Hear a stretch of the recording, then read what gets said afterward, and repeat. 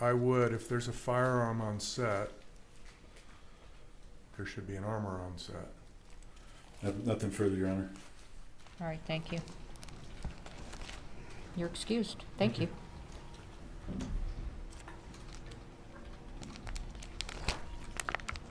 Counsel approach.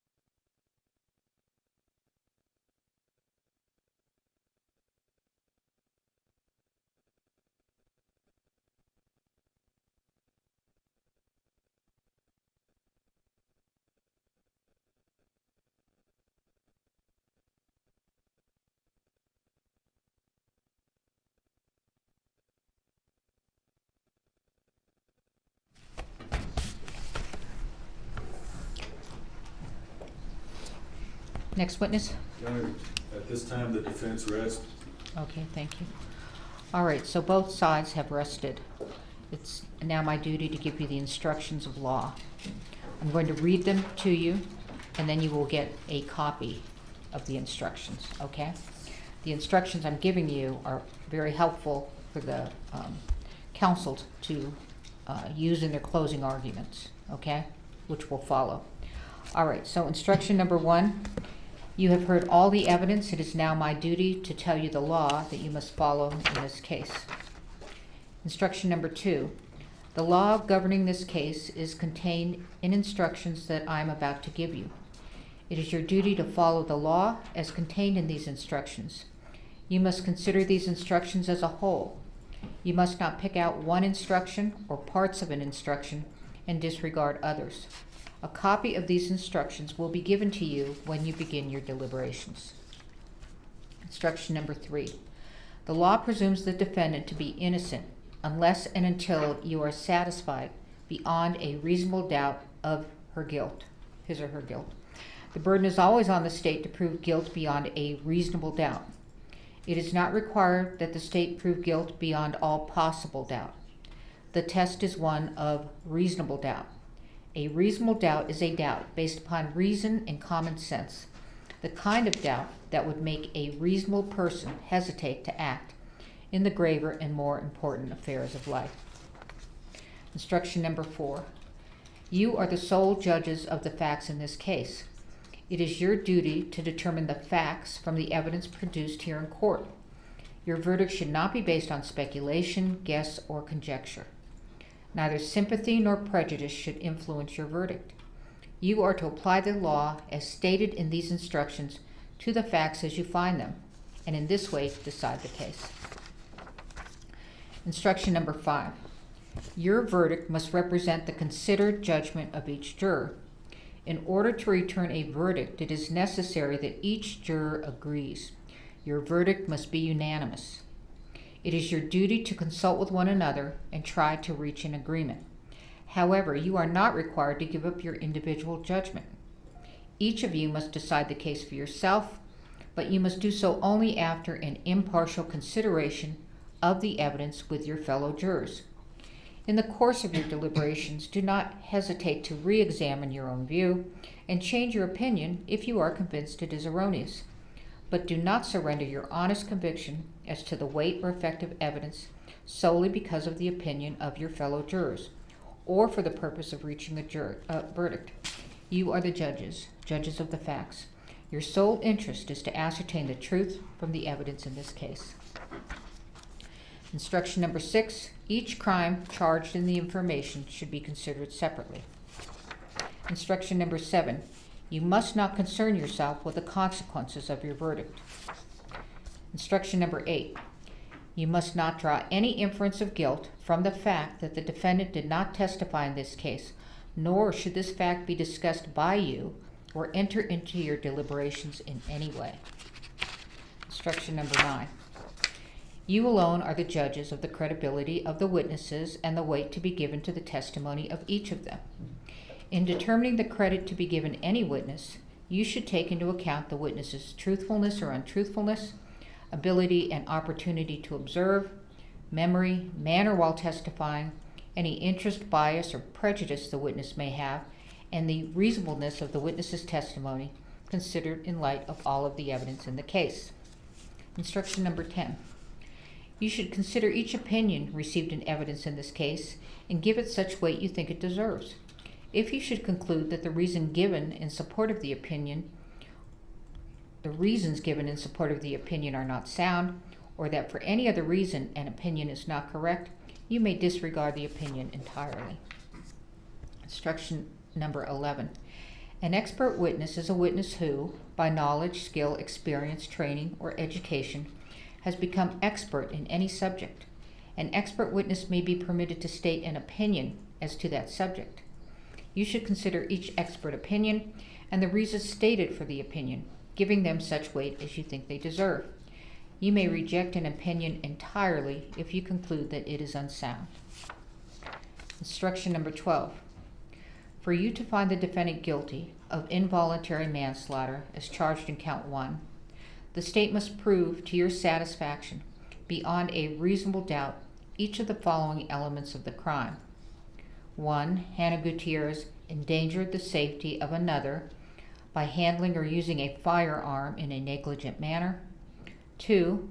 Hannah Gutierrez should have known of the danger involved by Hannah Gutierrez's action. 3. Hannah Gutierrez acted with a willful disregard for the safety of others. 4. Hannah Gutierrez's act caused the death of Helena Hutchins. 5. This happened in New Mexico on or about the 21st day of October 2021. Instruction 12A. For you to find the defendant guilty of involuntary manslaughter in count 1 alternative, the state must prove to your satisfaction, beyond a reasonable doubt, each of the following elements of the crime. 1.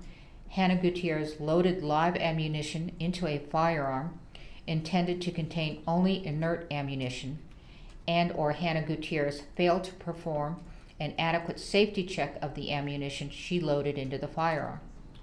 2. Hannah Gutierrez should have known of the danger involved by Hannah Gutierrez's action. 3. Hannah Gutierrez acted with a willful disregard for the safety of others. 4. Hannah Gutierrez's act caused the death of Helena Hutchins.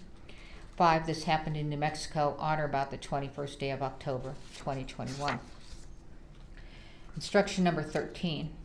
For you to find the defendant guilty of negligent use of a deadly weapon as a lesser included offense charged in count 1, the state must prove to your satisfaction, beyond a reasonable doubt, each of the following elements of the crime.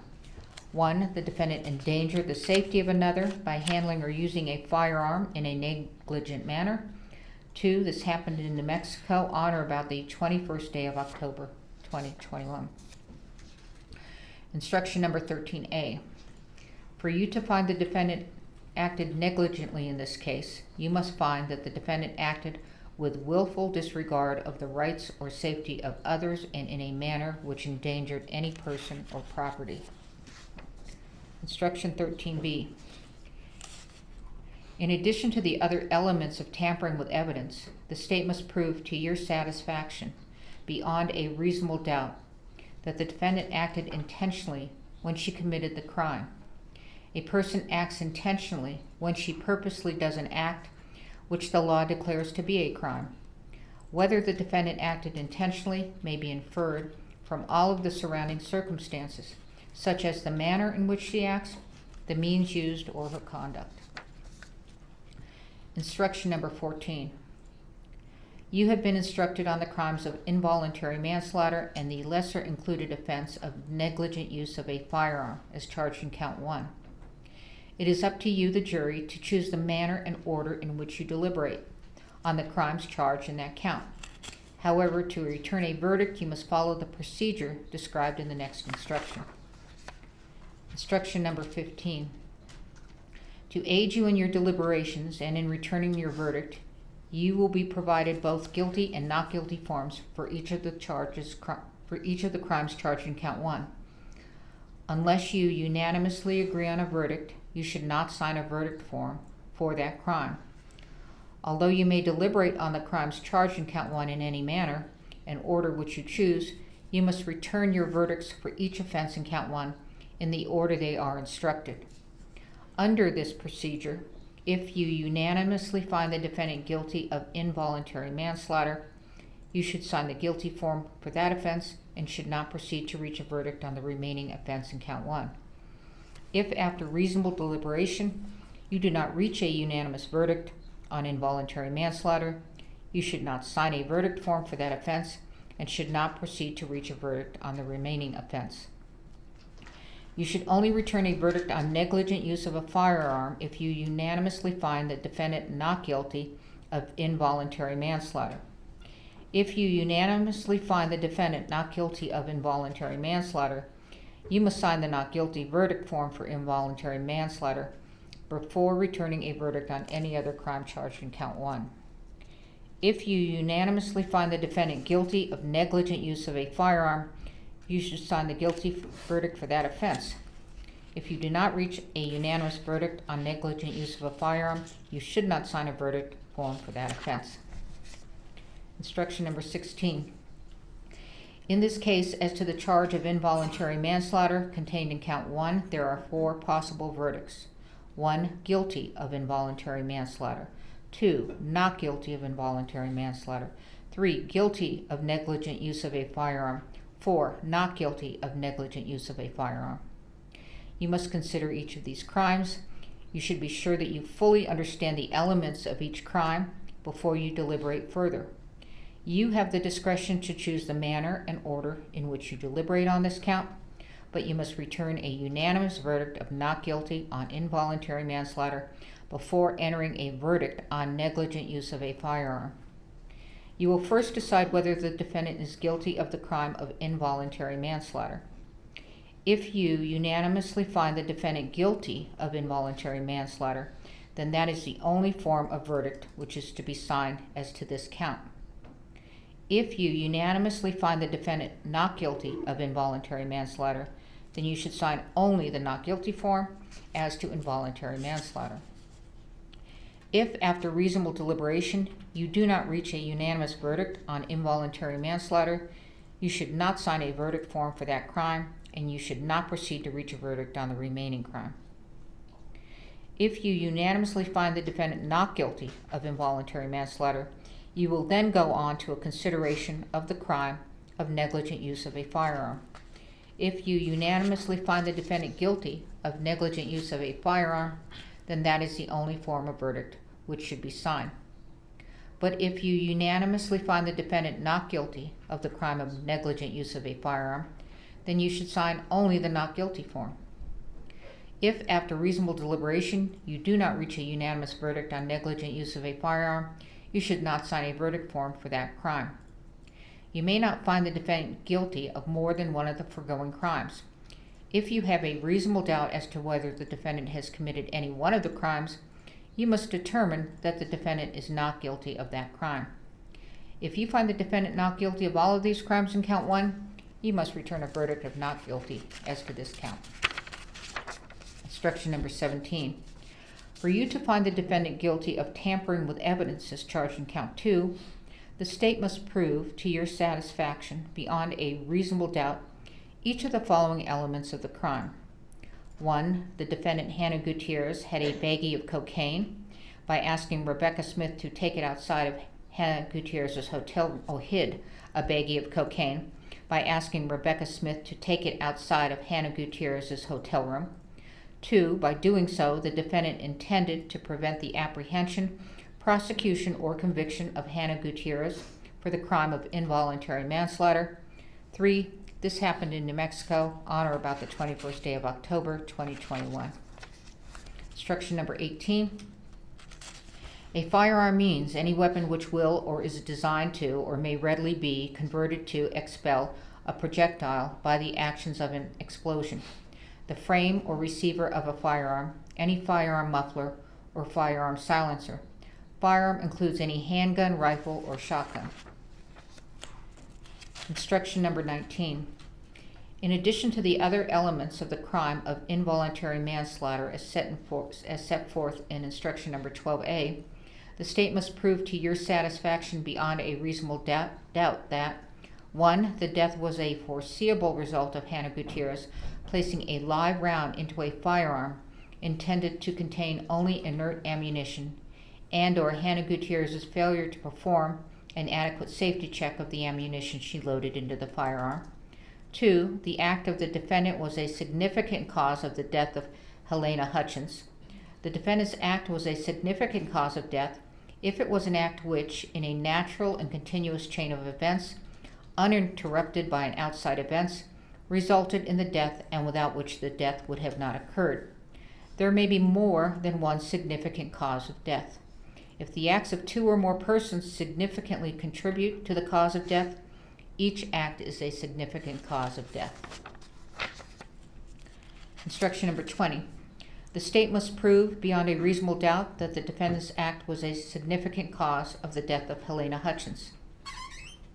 An issue in this case is whether the negligence of a person other than the defendant may have contributed to the cause of death. Such contributing negligence does not relieve the defendant of responsibility for an act that significantly contributed to the cause of death, so long as the death was a foreseeable result of the defendant's actions. However, if you find the negligence of a person other than the defendant was the only significant cause of death, or constitutes an intervening cause that breaks the foreseeable chain of events, then the defendant is not guilty of the offense of involuntary manslaughter. Instruction number 21. Now the lawyers will argue the case. What is said in the closing arguments is not evidence. It is an opportunity for the lawyers to discuss the evidence and the law as I have instructed you. The state has the right to argue first, the defense may then argue, and the state may then reply. Counsel? Thank you, Your Honor. Mr. Rod.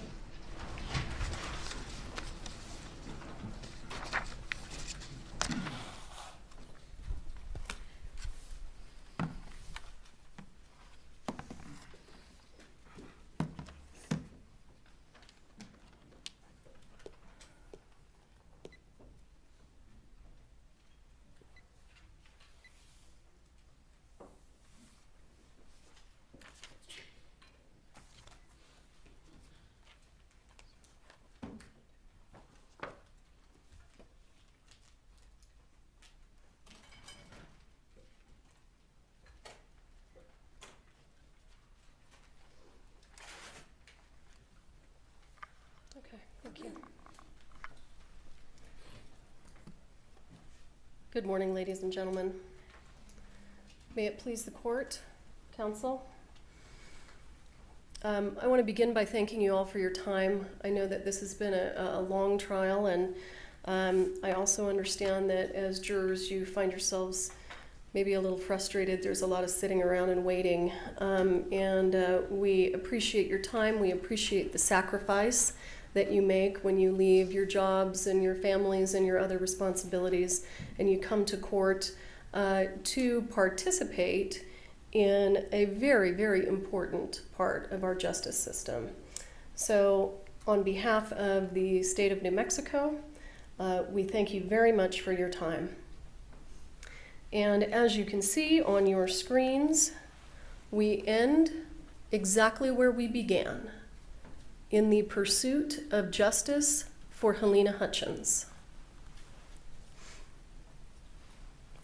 I want to start by just generally outlining Hannah Gutierrez failed to maintain firearms safety, making a fatal accident willful and foreseeable. And please keep in mind that omissions can also be willful. So if we fail to do something that we should do, and that failure results in someone's death, then that too can be willful. So I would ask that you keep that in mind as we move through some of the evidence and testimony that you have heard. I know that you have heard a lot, and I do not intend to keep you too long, but I do have to be thorough. I do want to hit some high points. So I do appreciate your patience.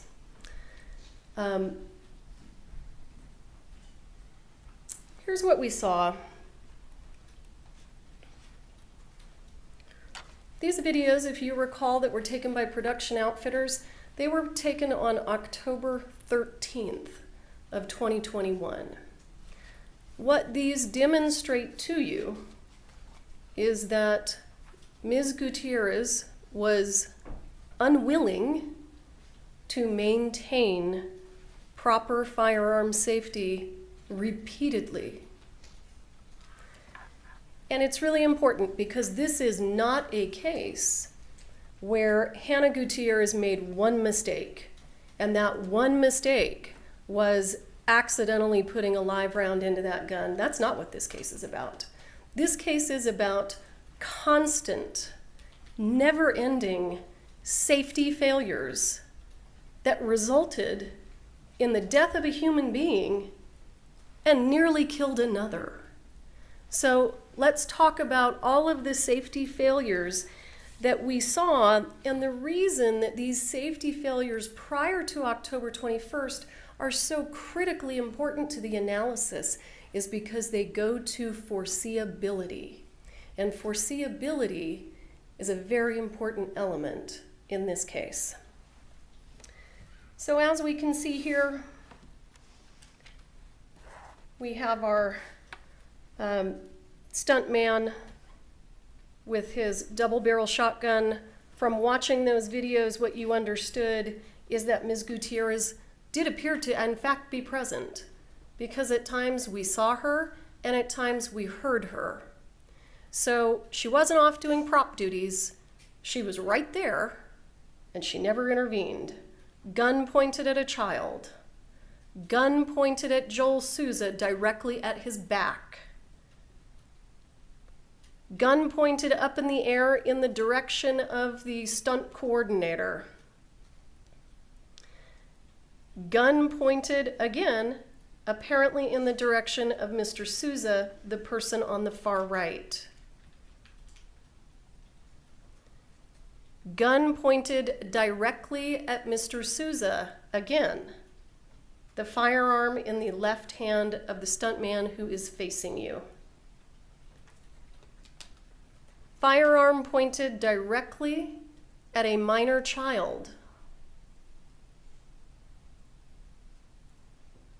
Firearm pointed directly at the camera.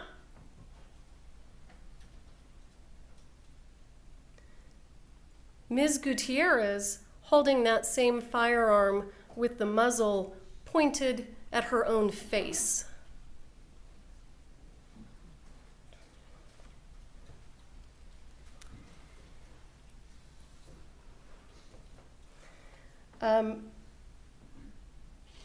This was unexpected.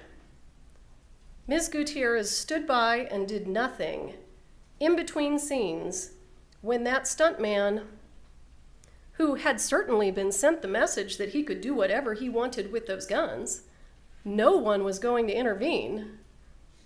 The person tasked with intervening was not going to do it. That was clear.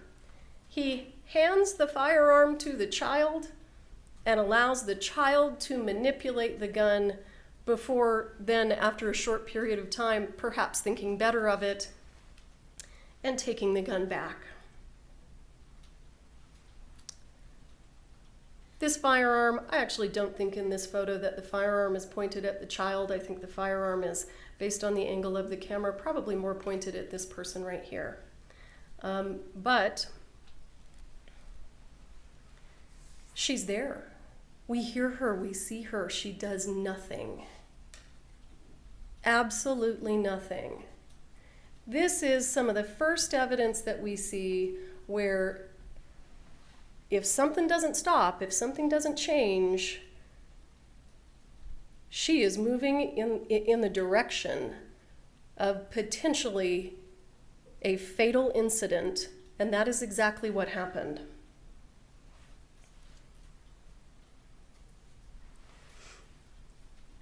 And I want you to recall Ms. Gutierrez's interview on November 9th, when Ms. Gutierrez spoke of the accidental discharge with the other stuntman, having a complete lack of understanding of her role in safety on this movie set. She's talking about Sarah Zachary, and she was like, well, yours just went off in there after you loaded it. And I said, yeah, well, I can't be responsible for every dickhead fucking stunt guy that gets a hold of the gun and doesn't understand the concept that it's hot. Her entire job is to be responsible for exactly that. And when she took this job, she agreed to that responsibility. There is no exception in the law for you're young. The exception in the law does not exist. The law treats everyone the same, and it must.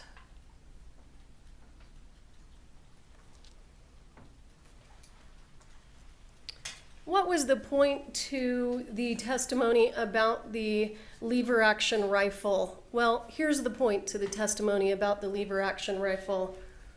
More negligence, more carelessness, more lack of attention to safety. She loaded a lever action rifle with dummy rounds that, by the way, according to the director, was completely unnecessary. Because yes, while it's true, this gun operates in a way where if a certain type of camera angle is hitting it, dummy rounds would be appropriate if the scene calls for loading or cycling.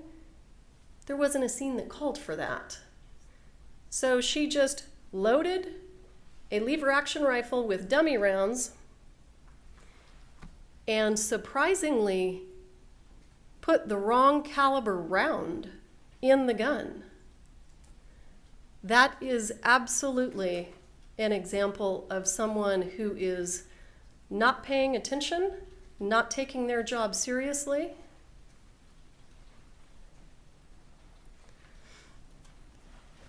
I want to talk to you a little bit about some of the rounds that you've seen because it's critical to tracking the existence of the live rounds on this movie set. And we have spent a lot of time and effort tracking those rounds around that movie set. And we're going to show you that evidence right now. So the important thing to know is that the Seth Kenney dummies, which you are looking at right here, are patinaed. They are distinct. They have an antique coloring. They also have silver primers. These rounds did not come on that movie set until October 12th of 2021 because Mr. Kenney didn't have them, and if you recall his testimony, he was in Texas. So he had to get back, clean them up, and provide them to Sarah Zachary, and that took place on October 12th. This is just simply the primer side of those rounds. You can see that they're dark in color on the primer side, and they do appear to have silver primers. This is a photograph of the 3840 dummies. If you recall Mr. Kenney's testimony, the 3840 dummies came from Billy Ray. And the important thing about this photograph is that none of those dummy rounds had silver primers. And silver primer is a very important piece of this puzzle. This is those same rounds on their side. You can see that they are shiny brass. We also know that they have brass primers. We just saw that. Based on Mr. Kenney's testimony, you know that they were 3840, but there was also some 4440 caliber rounds in that box. Does that monitor not working? Well, let's stop. it is not. Okay.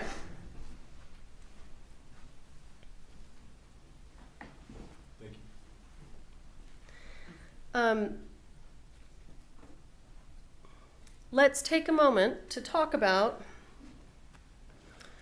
all this testimony that you've heard about whether or not the live rounds found at PDQ, which are photographed there on the left, match the live rounds found on the set of Rust. You don't have to be a gun expert to look at those and see they simply do not match. Even though you could look at those rounds and fundamentally understand that they are not the same, the the sheriff's department sent them to the FBI for testing so that we could actually have some experts confirm what we can see with our very own eyes. And what you have in evidence,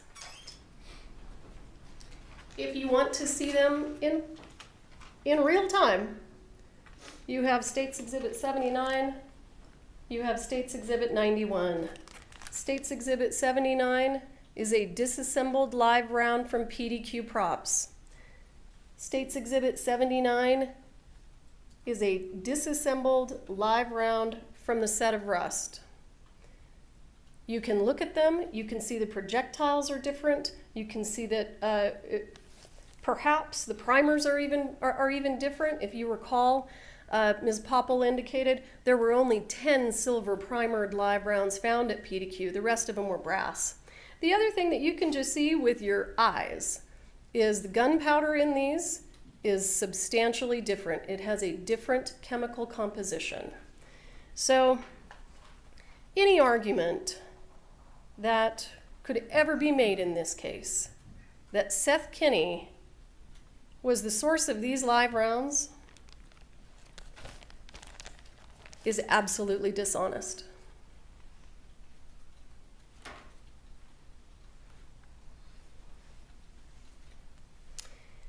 Now, I'm going to ask you to take a walk in the weeds with me here, okay? This is a photograph of October 10th of 2021. You can see the color of the rounds at the top. Those are brass primered rounds. The rounds in the bottom appear to be lighter, and I would suggest to you, based on the totality of the evidence that we're going to go through, that you are looking at live rounds. And keep in mind, anything that you see on the set of this movie that is a revolver ammunition, prior to October 12th, if it has a silver primer, it's a live round. Because the silver primered dummies didn't come on set for 2 days after this photograph was taken.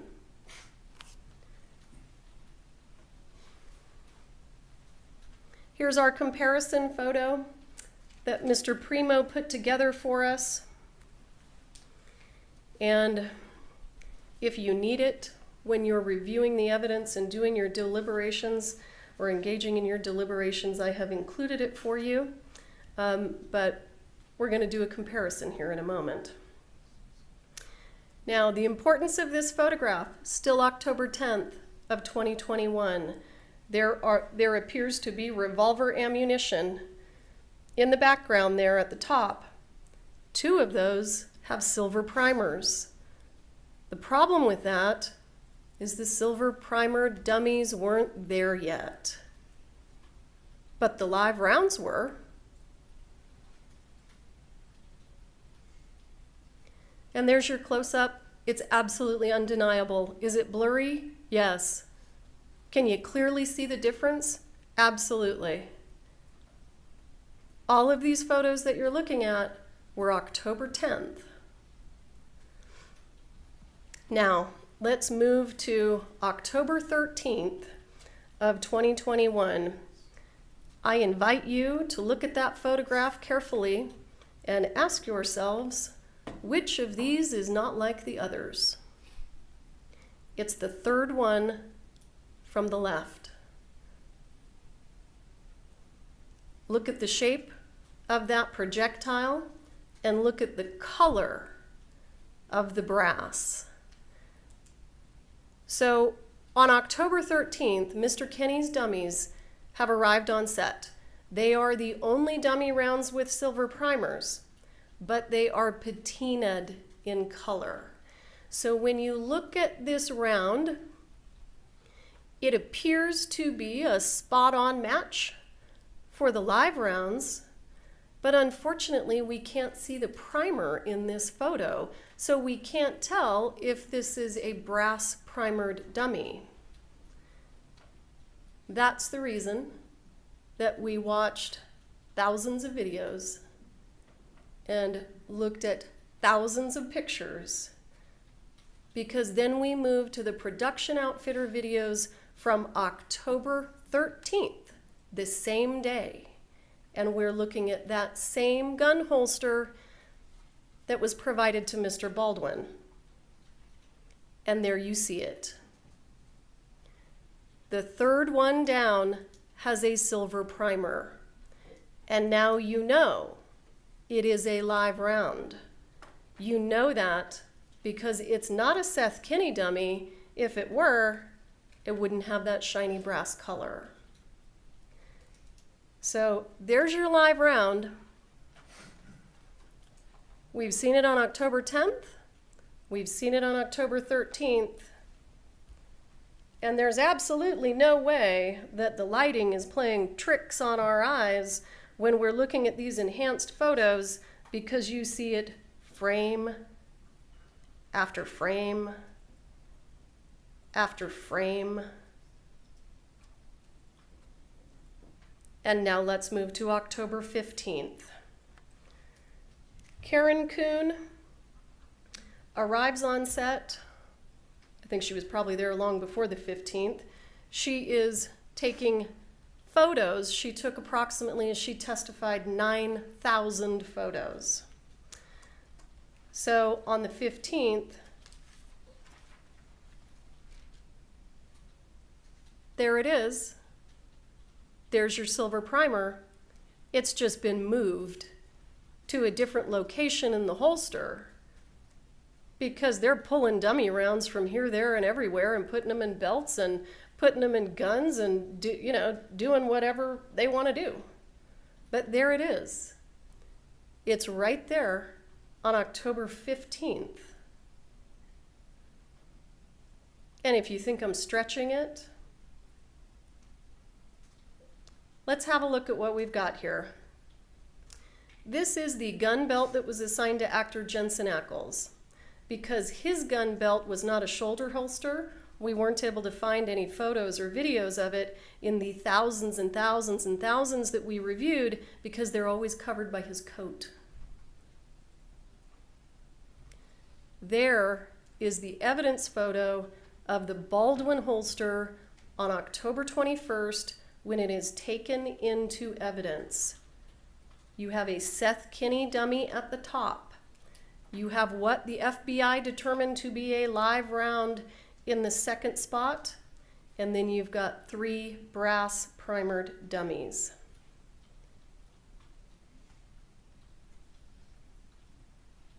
October 17th, October 21st. So the video that Mamie Mitchell laid the foundation for, she said that according to her notes, the filming was done on the 17th. Mr. Primo said that he believed, according to the camera, it was the 18th. Take whatever date you want. That's a match. Seth Kinney dummy at the top, live round next. You've got 3 brass primer dummies on the 21st, 4 brass primer dummies on the 17th or 18th. But it is shockingly the same. And there is no question that this one right here was a live round. It was sent to the FBI and they confirmed it.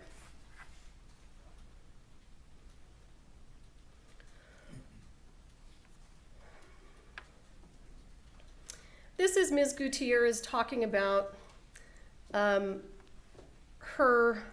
bringing these dummy rounds on set.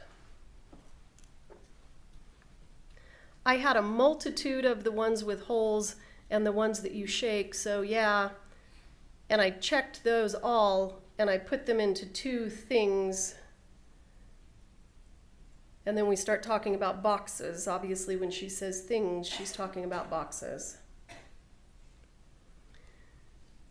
They usually had JS on them. This is one my dad sent me, and mine are usually beat up pretty bad, like they're very dirty and gross. She's talking about the box and the styrofoam insert. The box and the styrofoam insert, she's saying, are dirty. Hers, the ones that she brings on set, are dirty. They're not new and clean like some of the other ones.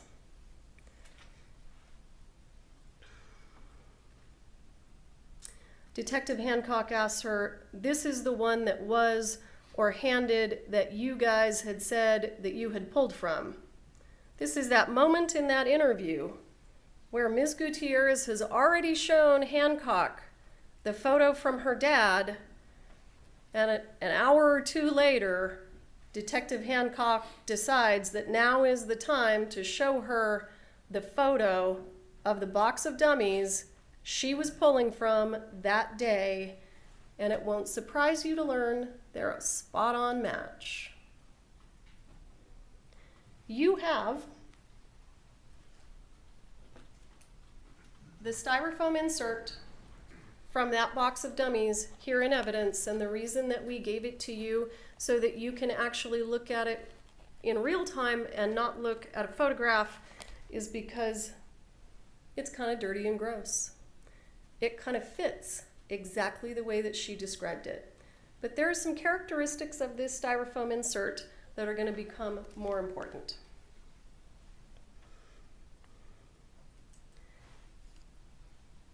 Any suggestion by the defense that somehow the box of dummy rounds that Ms. Gutierrez said she was pulling from was swapped out with something different is absolute nonsense. First of all, you know that because you can see the live rounds. If you don't think you can see them on the 10th, and you don't think you can see them on the 13th, and you don't think you can see them on the 15th, you know you're looking at one on the 17th and 18th. You know you are. So where does the sabotage theory go then? The 17th and 18th, the camera crew hadn't quit yet. Mr. Norvell wasn't on set poking around on the prop cart. Mr. Halls hadn't had an opportunity to spend any time with the gun.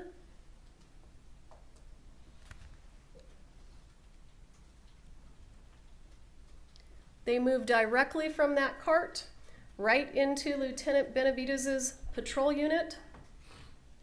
They go from that patrol unit right into evidence at the Santa Fe County Sheriff's Department. And on November 9th of 2021, Hannah Gutierrez shows Detective Hancock, now Corporal Hancock, the box of dummies that she and her dad have. And if you listen to Mr. Kenny's testimony, what you understand is that the ammunition from the previous set, that being the old way, Hannah brought leftover dummies from that movie onto the set of Rust. And those 45 long Colt dummy rounds were provided by Thel Reed.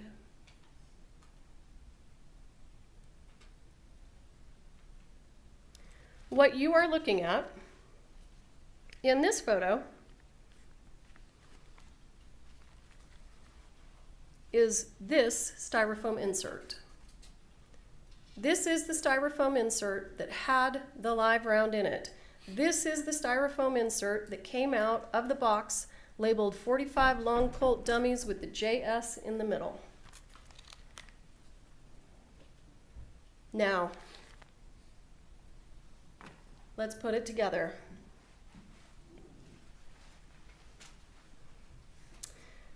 Our original evidence photo up here from October 10th, you can see this distinct sort of cut in the styrofoam on that insert that is sitting on her leg on the 10th, you can see that the hole in the styrofoam in the second to the right at the top is dirty. You can see a little bit of grime. You can see it right there. And you're going to take it into evidence and you can look at it closer. You're going to see that there's some damage to the styrofoam separators between these two holes. And what do you know? It's right there. There's a little bit of damage to the styrofoam separators down here.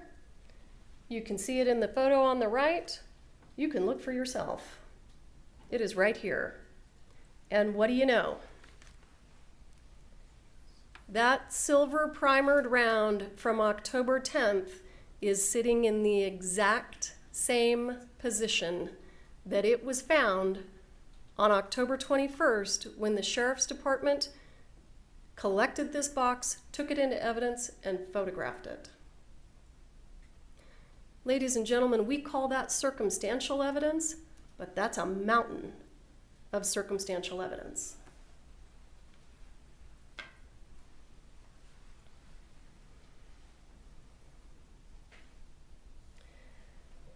Prop assistant duties versus armorer duties on October 21st of 2021. Let's focus on that day.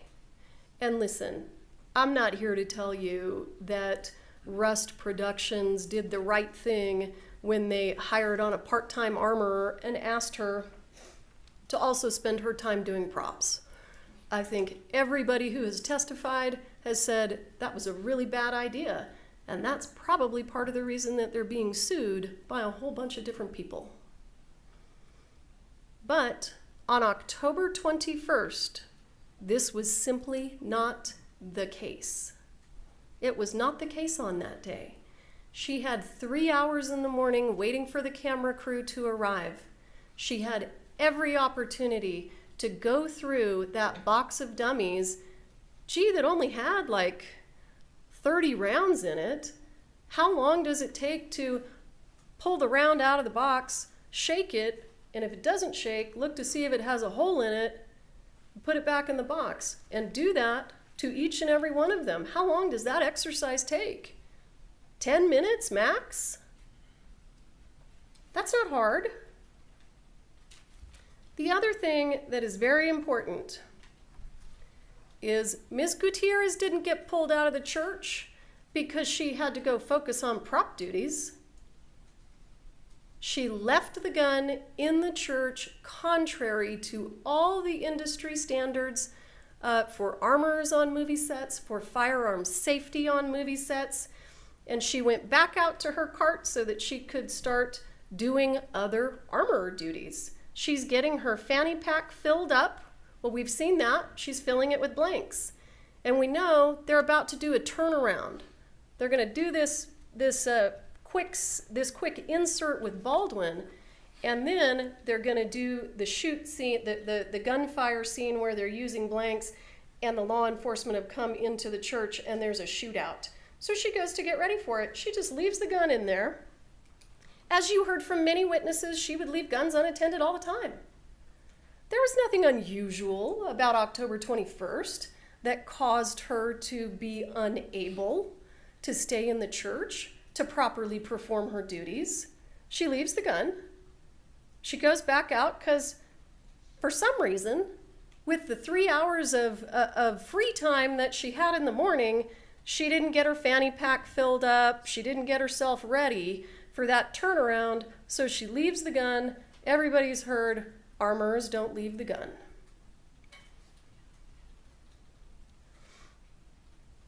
Now, let's move over to our tampering with evidence charge. How is getting rid of a bag of cocaine tampering with evidence related to involuntary manslaughter? Well, on October 21st, 2021, the shooting occurs, the incident occurs. Ms. Gutierrez understands that someone has been seriously injured, she does not yet know that that person is not going to live or has already died. She gets interviewed at the Santa Fe County Sheriff's Office. I will say, surprisingly, 2 occasions after this incident where a helicopter had to come in, ambulances had to come in, Ms. Gutierrez, on 2 occasions after that incident, spoke about her concerns about her career. Wow. That gives you an idea that you are dealing with someone who is not particularly concerned about the health and safety of others. And her job was to be concerned about the health and safety of others. But on that day, she's just thinking about herself. She's put a lady in the hospital,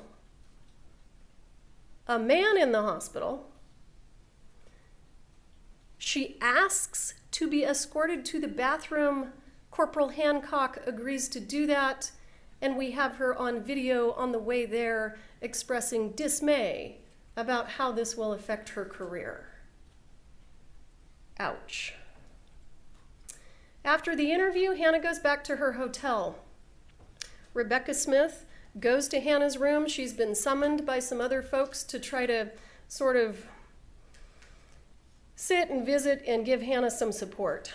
So Rebecca Smith goes to her room, and Rebecca Smith is the person that tells Hannah that Helena Hutchins has now died. And you have to understand, in the mind of Hannah Gutierrez, this investigation went from this big to this big. Because the difference between shooting someone and them living and shooting someone and them dying is a really, really big difference.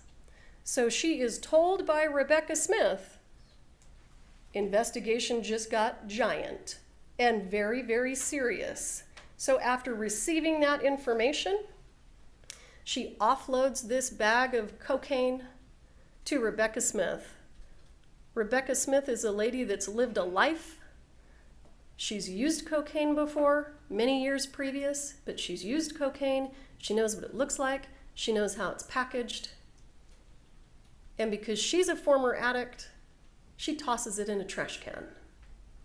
When Mr. Bowles gets up here and says, "I can't prove to you that it's cocaine," remember that when people destroy evidence to avoid prosecution, you don't have the evidence that they destroyed.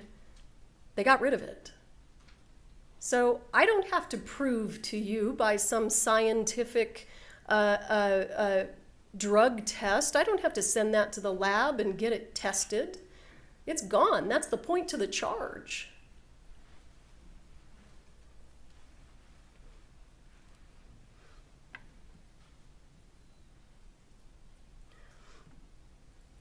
Now, let me digress a little bit and run through a couple of things with you. What's all this testimony about this inertia puller? And how does that play into everything? Well, as you heard from Mr. Haig, an inertia puller is a device designed for one task. It disassembles live rounds. That's what it does. Somehow I think the defense got confused about what our potential theory was, that we had a theory that Ms. Gutierrez was turning dummy rounds into live rounds. That was never our theory, because that would require quite a bit of equipment. There's no question. But to do the reverse is a whole lot easier. So if you're out of dummy rounds or you're running low on dummy rounds and you've got some live rounds around, you could probably turn a you could turn a live round into a dummy round in 5 minutes. Why does an armor on a movie set bill for an inertia puller? Well, obviously she had one. Now, let's talk about the OSHA investigation. OSHA doesn't find any wrongdoing with individual employees, only employers. That's their job. They're just an agency that maintains workplace safety. Mr. Genoway confirmed when he was on the witness stand, it's true his memory was a little bad and Mr. Lewis had to refresh it for him, but he confirmed that Hannah's conduct on the set contributed to their findings that this was not a safe workplace. Please keep in mind that the OSHA investigation is not a criminal investigation. Critically and surprisingly, OSHA never interviewed Gabrielle Pickle. This is critically important because if they had interviewed her, they would have known the following things. Hannah was granted 10 armorer days out of the 12 filming days, not 8. That was right there in the cell phone records. The training days, when Ms. Gutierrez is sending those messages saying, I want more training time, training days. She's not saying these actors, these adults need more training time. She specifically requested additional training time to train the child, and it was refused because, first of all, it's a major liability issue, and second of all, the child was never going to fire a gun. So when she asked for the additional training days, they were denied. That's not the reason Helena Hutchins is dead.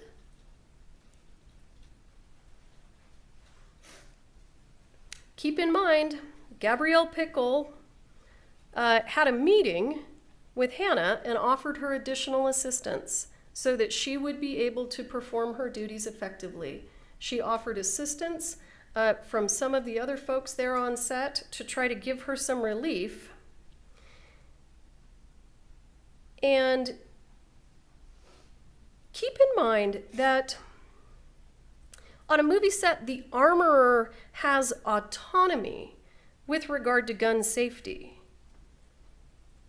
The OSHA finding that Rust Productions failed to properly supervise her is surprisingly incorrect because the armorer has no supervisor when it comes to weapons and gun safety on the movie set. Mr. Halls is just there to be a second pair of eyes.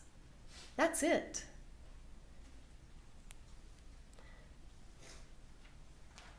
Now, I think there can be no question that Rust Productions was more than negligent when they hired Ms. Gutierrez because she was not anywhere close to being qualified for this job.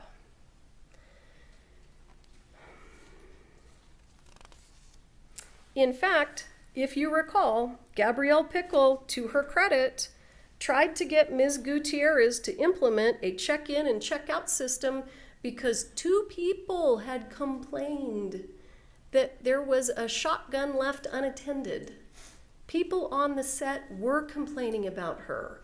They went to production and said, hey, she's not supposed to do that. You can't just leave real guns laying around.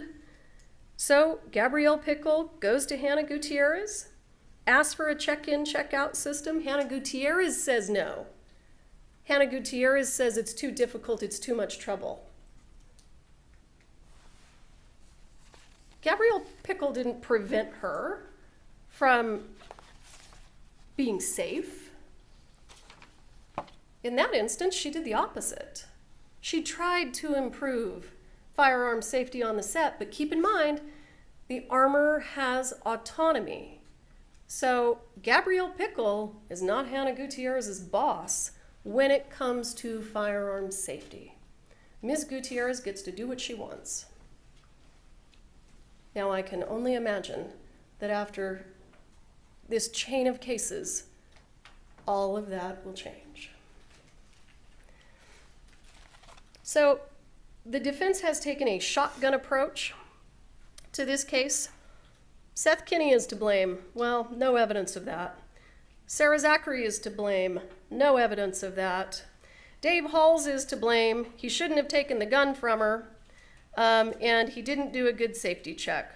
Well, she is the autonomous decision maker with regard to gun safety.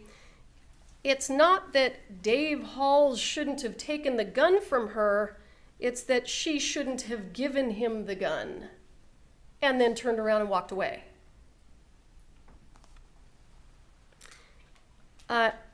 The defense. Alec Baldwin is to blame for acting like a prima donna on the movie set and bossing people around. This is Hollywood, for heaven's sakes. I would imagine that's relatively common. Don't get me wrong. I'm not saying that his conduct was right. I am the person who indicted him. Alec Baldwin's conduct and his lack of gun safety inside that church on that day is something that he's going to have to answer for. Not with you and not today. That'll be with another jury on another day. Brian Norvell, the gentleman who goes and gets the prop cart and wheels it over and then puts his hand over the crime scene tape and picks up that dummy round and shakes it. You heard Mr. Bowles ask some questions that are intended to make people think that Mr. Norvell either took something off the prop cart or planted something on the prop cart. Well, keep in mind, he doesn't have to plant live rounds because we've seen from the photographic evidence, those are there. They're floating around already. So live rounds were on set. They were not planted by Brian Norvell. But this man is not a mystery to the state or the defense. I made him come in and sit down for a 1.5-hour interview so that the defense could ask him any questions they wanted, and they asked him none. Not a single question. So what that means is that this is just all smoke and mirrors and deflection. They don't want the truth. We know the truth. You have seen it throughout this trial.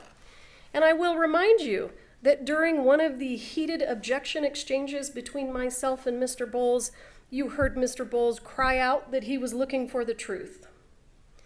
Listen, I can bring a horse to water, but I cannot make him drink. If you want the truth, I'll bring the guy in. I'll make him available for you to talk to.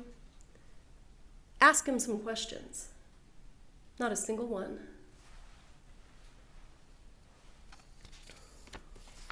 It must have been that disgruntled camera crew. You mean the people who believed that safety on set was being compromised to such a degree that they left? That decision may very well have saved their lives.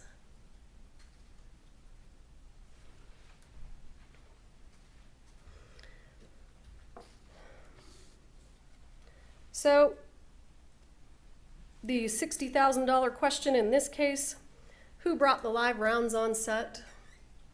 You know the answer to that. I know the answer to that. I'm not telling you that Hannah Gutierrez intended to bring live rounds on set. I'm telling you that she was negligent, she was careless, she was thoughtless.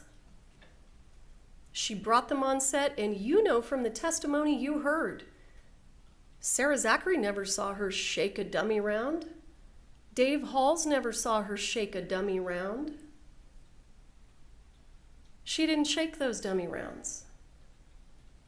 For all we know, those dummy rounds were floating around the set of The Old Way, and Nicolas Cage is lucky to have walked away with his life.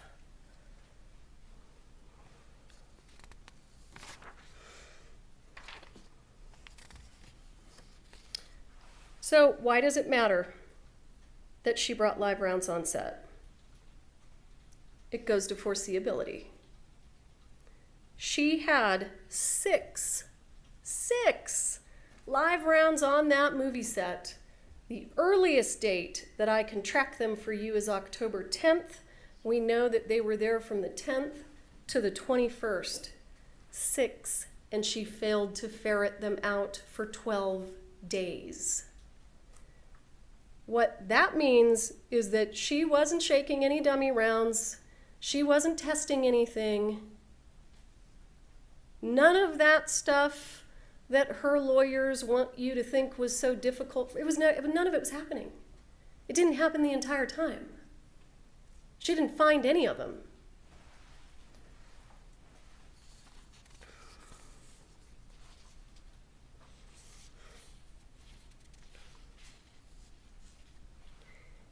And folks, if she's not checking the dummy ammunition during the pendency of the filming to make sure that those rounds that are designed to look like live rounds are in fact dummy rounds, this was a game of Russian roulette every time an actor had a gun with dummies.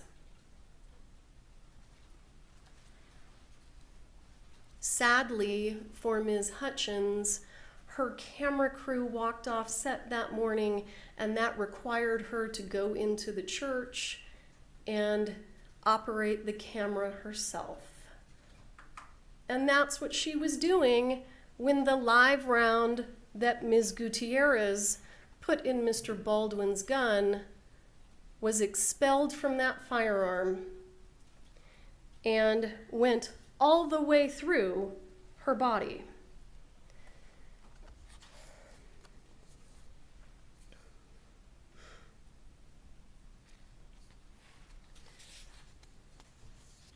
No one told Ms. Gutierrez to leave the church. No one called her out of the church. There wasn't a COVID protocol in place that prevented her from being in the church at that moment. You know from the production outfitter videos, she didn't care about her job. She let it all go. Mr. Bowles is going to argue to you that if Mr. Halls had just called Ms. Gutierrez back into the church, she would have done an additional safety check and that live round would have been found. Well, for heaven's sakes, we all know that if she had been called back into the church for an additional safety check, nothing would have changed.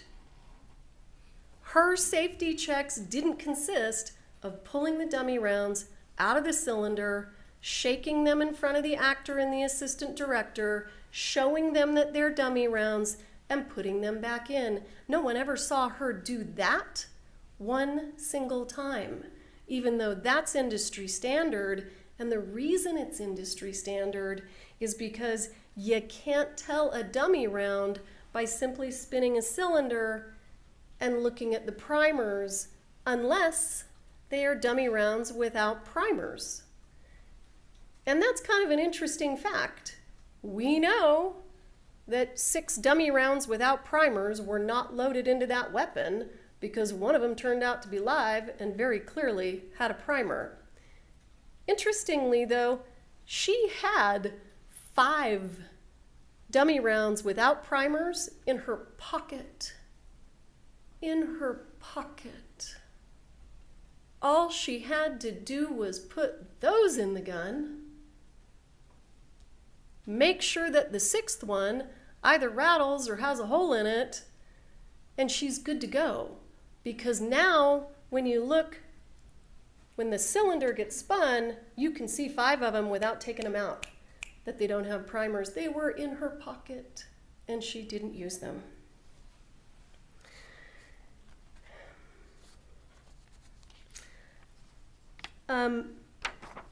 I am going to have another opportunity to speak with you, and when I speak with you last, it won't be as long, I promise. And we will talk about some of our jury instructions then. But I do want to address some of the testimony from Dr. Jarrell from OMI, because Mr. Bowles is likely to make an argument that there was some sort of medical negligence that contributed to Ms. Hutchins' death. And I want to talk to you a little bit about Dr. Jarrell's testimony. Here are the lethal injuries. The lethal injuries. Blood loss from the wound. That was the primary lethal injury. Her blood was leaking into her abdominal cavity, and a lot of it. And you saw those photographs. You saw the photographs of her clothing. There was a lot of blood. So the first lethal injury that comes from the gunshot is blood loss associated with it. And the second one, if you recall from Dr. Gerald, the wound to the lung was also a lethal wound. Keep in mind, that bullet went into her body, it went through her rib, it severed her spinal cord, it punctured her lung, it came out the back of her shoulder, and a few hours later, Ms. Gutierrez is telling Corporal Hancock that she's worried about her career. If you think that person would have done a satisfactory safety check if she had been called back to the church, I am here to tell you that I strongly disagree.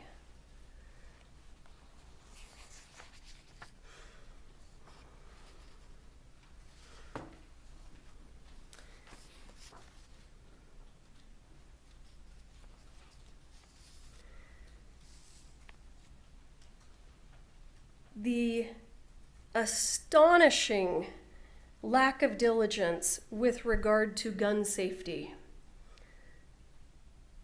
is, without question, a significant cause of the death of Helena Hutchins. Did Mr. Baldwin also contribute when he pointed the gun at people and pulled the hammer back, and regardless of what he said to George Stephanopoulos, pulled the trigger? Yes, he is. And again, we'll deal with that another time. You don't escape accountability when you load a live round into a prop gun, tell the crew that it has dummy rounds in it, hand it off to an actor, and leave the room because he manipulated it. That's the whole point. That was the whole point to him having it. Of course he was going to manipulate it. It's foreseeable. Everything is so completely foreseeable. Imagine I hand you a gun and I tell you that it's basically empty and I walk away when in fact I put live ammunition in it. Do you think an accident might happen? You think that accident is foreseeable? And listen, let's remember some of the testimony from Mr. Carpenter.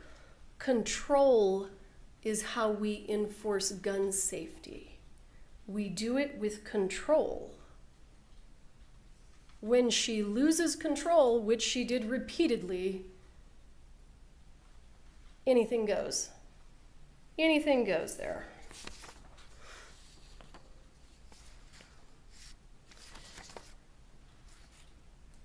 I am going to complete the majority of the portion of my closing arguments with regard to the facts. The next portion will be with regard to the law. When I come back after Mr. Bowles has had an opportunity to address you, we will be asking for justice today for Helena Hutchins. Thank you. May we approach? Well, if it's about a bathroom break, we're going to take a bathroom break. Okay. Okay. So please don't talk among yourselves or anyone else about the evidence received here in court. Thank you. We'll be back at 10:00. Okay?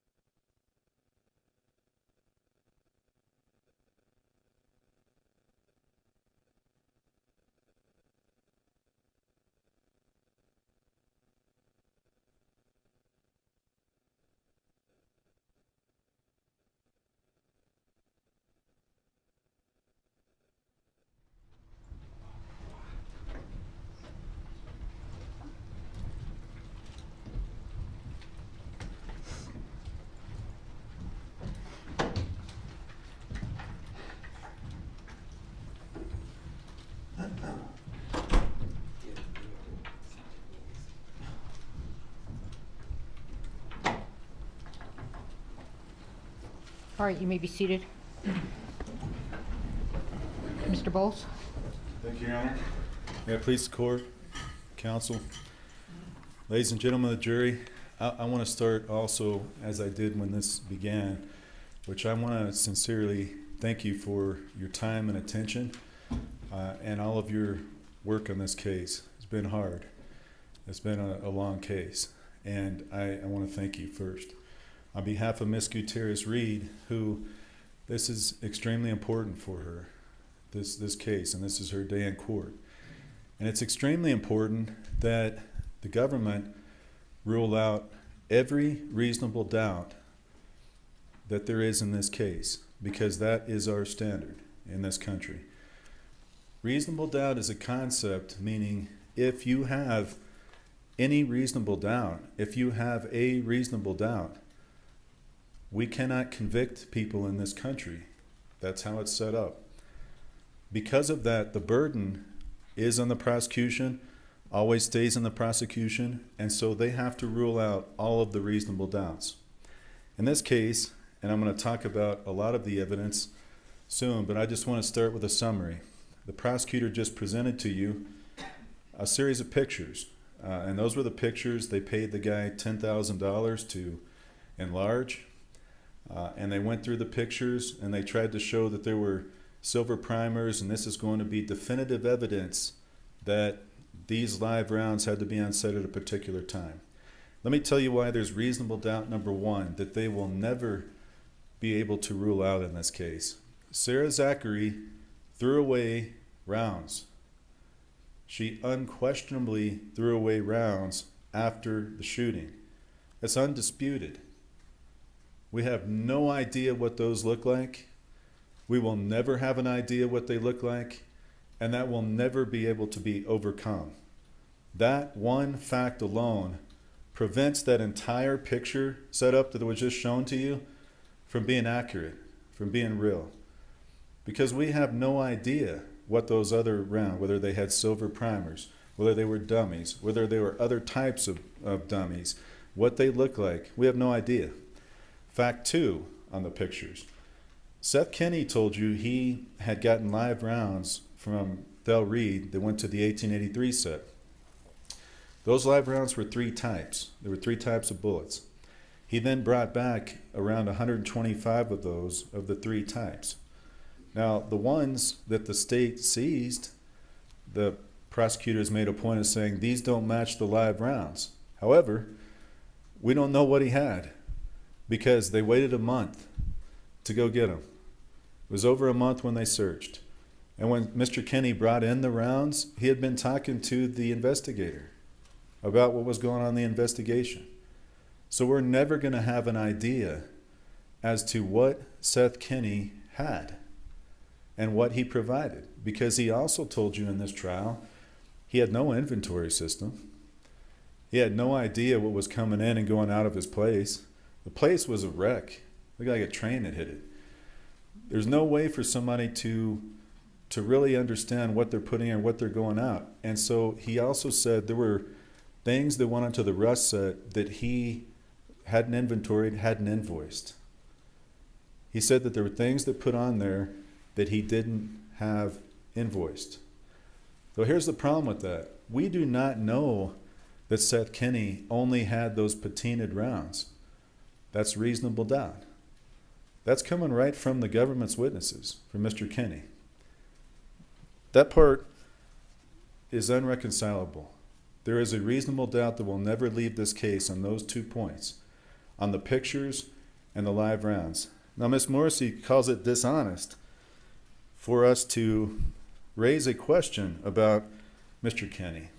And I submit it's not dishonest at all, because they have the burden to investigate every possibility, every aspect, as anybody in Ms. Gutierrez-Reed's place would deserve and would want, because their life is on the line as well on felony charges, and it's the government's duty to rule out all these other things. Far from dishonest, what it is thoroughness, competence, finding what happened with Seth Kenney, taking his fingerprints, taking his DNA, going through and searching earlier, doing that investigation, and finding out if indeed there is another possibility that they ruled out right away and they never wanted to look into because they rushed to judgment on Miss Gutierrez-Reed from the very beginning.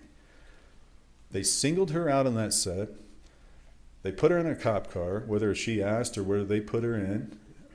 She's in a cop car and she never leaves custody until after her statement. They singled her out and they rushed to judgment on her, and that's what you've seen ever since. Miss Morrissey says, and a camera crew, and she mocks things that we raise as possibilities on the idea that none of it can be possible except Miss Gutierrez-Reed is guilty. That is the only thing that can be possible because I say it. It's not how it works. Miss Morrissey said she indicted Mr. Baldwin. I indicted Mr. Baldwin. Actually, I think it's the state of New Mexico. That's not an individual person with that power. She also sat there when Miss Zachary was on the stand, and Miss Zachary, I'll remind you, got an immunity agreement. Miss Zachary was promised she would never be prosecuted. And Miss Morrissey stands up and says, there's no evidence against Miss Zachary. Well, then why was she given an immunity agreement? Why would she need immunity if there's nothing against Miss Zachary?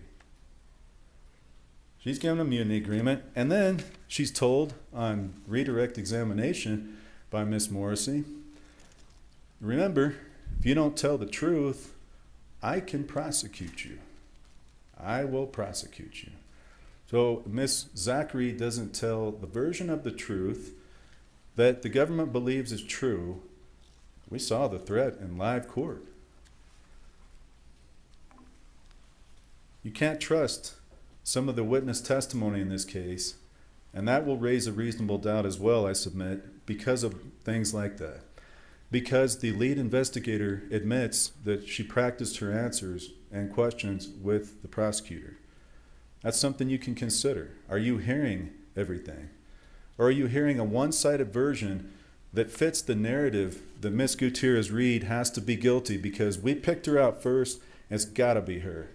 Can't be Mr. Kinney, can't be anything else, any other possibilities. Sarah Zachary has nothing to do with it, even though we know unquestionably she threw away rounds after a shooting. That's undoubtedly going to be evidence, but there's nothing on her, apparently. Second, these boxes. The idea that the boxes match. We heard testimony that these rounds were loaded in and out of these boxes daily. Nobody knows what was in them on the 13th, the 16th, the 21st, because the rounds were put in, they were taken out, and they were put in different boxes. So the boxes really don't matter. There's reasonable doubt all over the place to the boxes because we don't know what was in them 3 or 4 days before. It doesn't matter who brought them. The boxes are interesting because the government wants to match up the two, and they want to show the pictures that match, yet all the ones from PDQ Props have the same label, same font. They're from Joe Swanson. So those boxes are similar to the ones on set. So that part is not conclusive as well. The other part, when the government shows you video and video and video only on the 13th and says Miss Gutierrez-Reed was lax on safety. Well, again, you're seeing videos from short snippets of time on one day on an entire movie set, and then you're not seeing what Miss Gutierrez-Reed may have done right after the clip. You're not seeing what might have happened right after that. The other thing that strongly rebuts all of the safety points Ms. Morrissey is pointing out about Ms. Gutierrez-Reed is OSHA. Now they try to downplay OSHA, but OSHA is a separate, independent state and federal agency that did a full investigation into the responsibility for safety failures on this set. And you can evaluate the credibility in your minds of Mr. Montoya, who took the stand, and how you thought he testified, whether you thought he was thorough and how he answered questions. He interviewed quite a few people, and he reviewed a lot of information. Their conclusion after that was done was that production was responsible. He said the root cause was production adopted a safety plan and it ended at the word adoption because they didn't do anything after that. They didn't respond to complaints that there were safety concerns. They didn't allow for more training and take the time to do that. They did not respond to the negligent discharges and deal with that. Mr. Halls talked to one of the guys briefly, and that was all that happened. So you got a set that they're not allowing a time for inventory for the armor. They're not allowing time for them to clean their weapons or deal with their weapons. This is management. You just heard Mr. Pesh state that the first assistant director is the primary person for safety on that set. Dave Halls has been doing this 30 years. Somebody doing it 30 years has a responsibility and duty to step in when there's safety things going on, and he's on several of those videos. He has a responsibility to step in and say, hey, we're going to stop this. We're going to slow this down. We are going to have meetings. We're going to have additional safety training, and we're going to address this. Ms. Gutierrez-Reed, come over here. We're going to do this, and we're going to talk to people. She also can come in and talk about that. And on those videos, they're both on the videos. But OSHA found, because of the lack of support, because she's a part-time armorer, because she's not full-time, because there's not two of her, as Mr. Carpenter said, 2 is 1 and 1 is none. Well, here we didn't even have 1. We had a half. So she's trying to run around and do various things. She's a half a job on a set with over 20 guns, and they want to lay the complete blame on her in this case, as opposed to OSHA, who investigated as an official agency and made an official determination that this was production and management that was responsible. That's important. That's an important finding because they said all of this was caused safety-wise by management. As Mr. Sousa told you, the buck stops with production.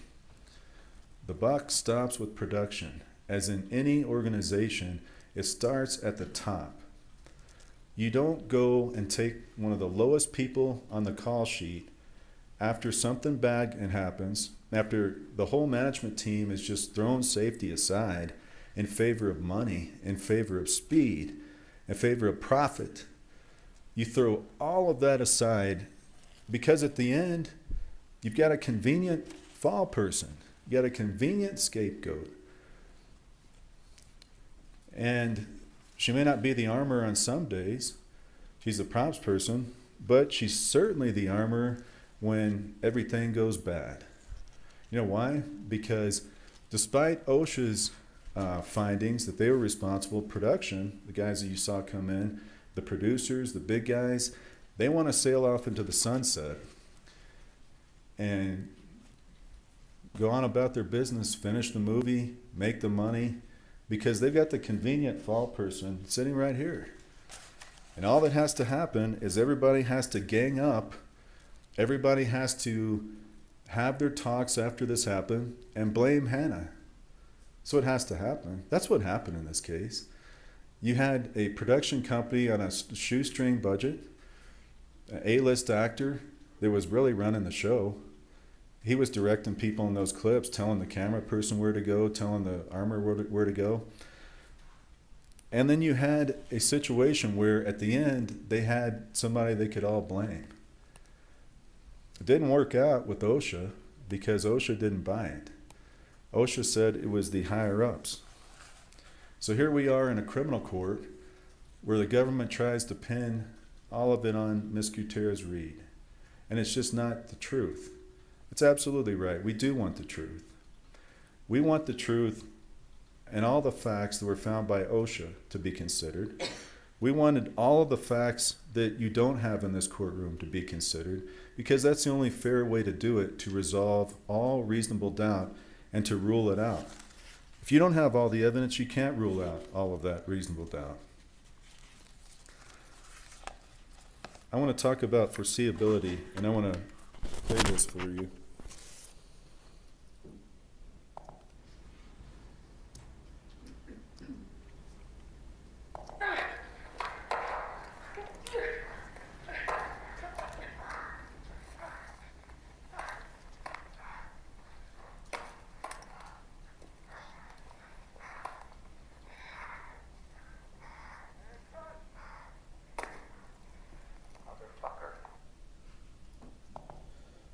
You probably remember that.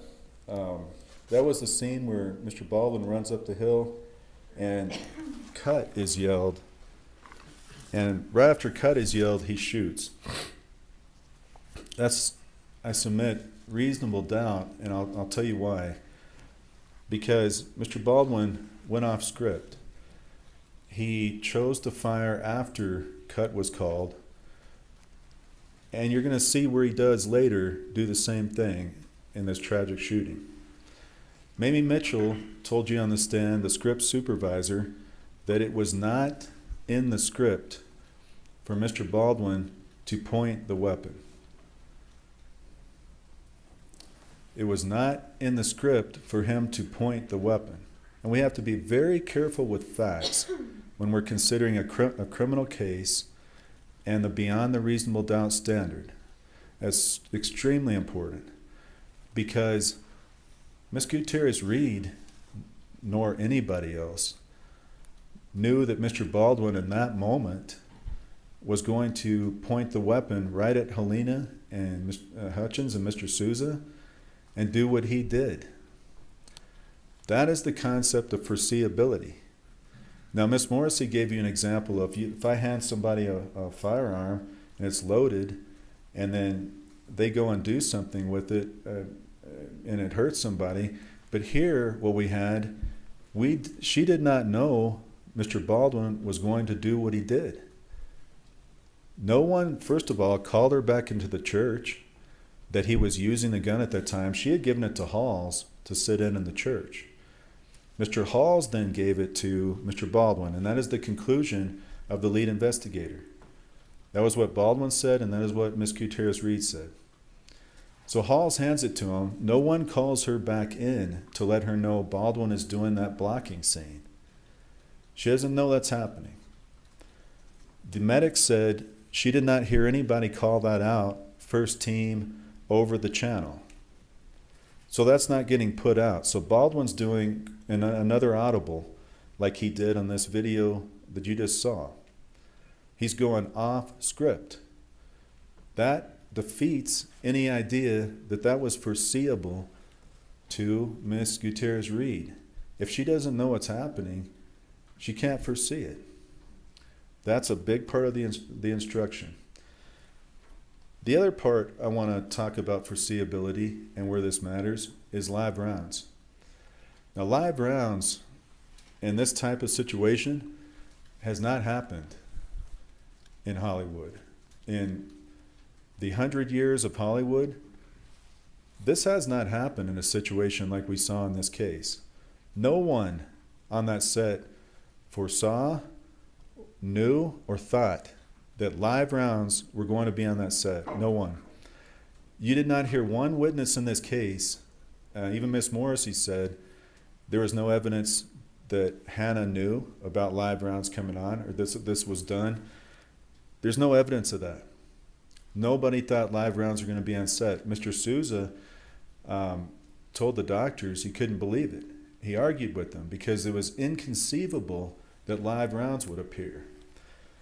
Because of that, when you read the jury instructions, there's a concept in the involuntary manslaughter of an element of willful disregard of the rights of another. That word willful, and I'm going to go over it soon, means purposeful. That you willfully do something, you purposefully do something. What's impossible for the government to prove in this case. Can we approach?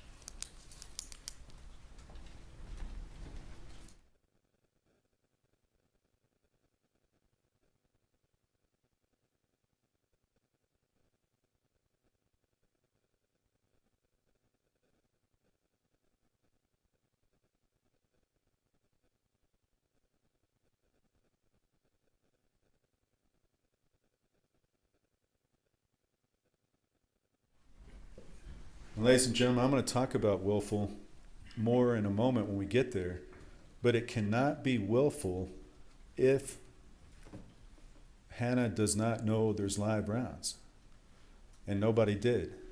So she did not do something willfully knowing that Baldwin could foreseeably hurt somebody with this firearm because she didn't know it was live. And let me give you an example. It's akin to a nurse, let's say in a hospital, who the pharmacy mislabels a drug. And let's say it comes to her and somebody's ordered it be administered to a patient. She then administers it not knowing that it's a fatal drug of some other type. The pharmacy's mislabeled it. The patient passes. It's the same situation as we have here, where the government would be saying the nurse committed involuntary manslaughter. No, that's not true, because she did not know what happened. It's like a long time ago when the Tylenol capsules were laced with cyanide, way back in the 80s or somewhere around there. There was no prosecution of the pharmacies that didn't know about this, that were tainted by it. It's the same type of situation we have here with the nurse. Miss Gutierrez-Reed did not know there were live rounds, and she was entitled to rely on production buying dummies and the boxes labeled dummies. She's entitled to rely on that, and that reliance is reasonable. So she cannot foresee a live round. Now, I want to talk next about Ms. Gutierrez-Reed's statements to law enforcement. You saw her first statement. She didn't have an attorney. She did waive her rights and answer her question. She had not been advised at that time. Ms. Hutchins had passed. And she came in a second time and answered all questions. The reason why I say that is she was cooperative. She was trying to assist in what this investigation, what they were investigating. Now, Corporal Hancock never fully investigated the source of the live rounds. And she told you that she focused on people on the set. So again, in ruling out reasonable doubt and where those live rounds came from, we have not done that in this case because there was never a full investigation as to the source of the live rounds. Let me give you an example. The state never called Joe Swanson. And it's kind of remarkable because Joe Swanson was the original source of where these came from. He's also the JS on all the boxes. So the idea that the person where it originated, you wouldn't call that person and get some more information is interesting. But more than that, it leaves a huge hole in the origin of the live rounds. Let me tell you what else it did. Seth Kinney's fingerprints and DNA were never taken. Seth Kinney talked to Corporal Hancock 40 times or more. They supplied information back and forth. And he starts making you wonder about what's going on and why I'm called dishonest for raising the possibility that maybe Mr. Kinney was the source. Because he's pretty tight with law enforcement in this case, obviously. They don't do a prop search warrant until 6 days after the incident, and that was Corporal Hancock and the rest of the sheriffs. They don't search Mr. Kinney's business until over a month after. They never asked the FBI to check live rounds for fingerprints or DNA. And so we will not know if Mr. Kinney's fingerprints or anybody else's would have ever appeared on those live rounds on set because they didn't get that evidence. Bryce Ziegler, I want to tell you a little bit, remind you a little bit about his testimony, and that's Mr. Ziegler. He talked about Baldwin's revolver being single action. You have to cock it, and then every time you want to shoot it. He testified about breaking that firearm. They actually destroyed the firearm after testing that was approved by the sheriff by hitting that with a hammer. He talked about that you can't determine a live round from a picture. And that's the other point I think is important to consider when considering the picture analysis. Now, the Latin print examiner, examined various things, but she did not examine anything Seth Kinney-wise. There's no analysis on the cartridges from the prop cart, and found 8 FBI employee prints. Mr. Gillette, on the powder testing. Only tested 11 rounds from Seth Kinney. Again, we know that he brought back 125 from the group that went to 1883. And I also want to remind you about 1883, some of those were Starline brass rounds. And some of those, he said, had silver primers. So when we get to the set, the live rounds are Starline brass, and they have silver primers. It's a continuous chain that could have been traced from Thel Reed all the way to Seth Kinney, all the way back to the set. But they did not do that thorough investigation, and that's reasonable doubt they have not ruled out.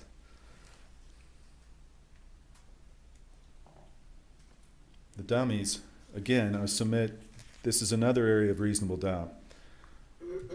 Witnesses testified this set contained a dangerous mix of dummies.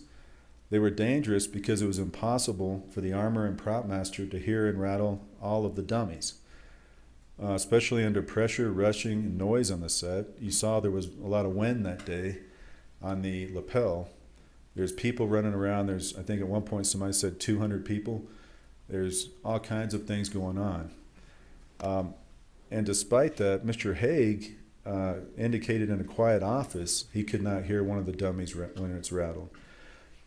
That's dangerous because when you're trying to do it quickly, when there's a lot of noise, it may be a dummy, it may not. You can't hear it rattle.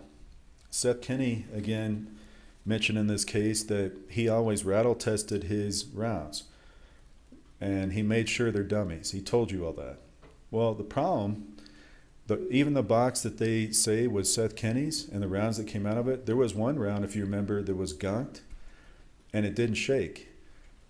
That round had to be sent to the FBI to be broken apart and to be checked to see if it was live. So if he truly is that thorough in shaking, he missed that round.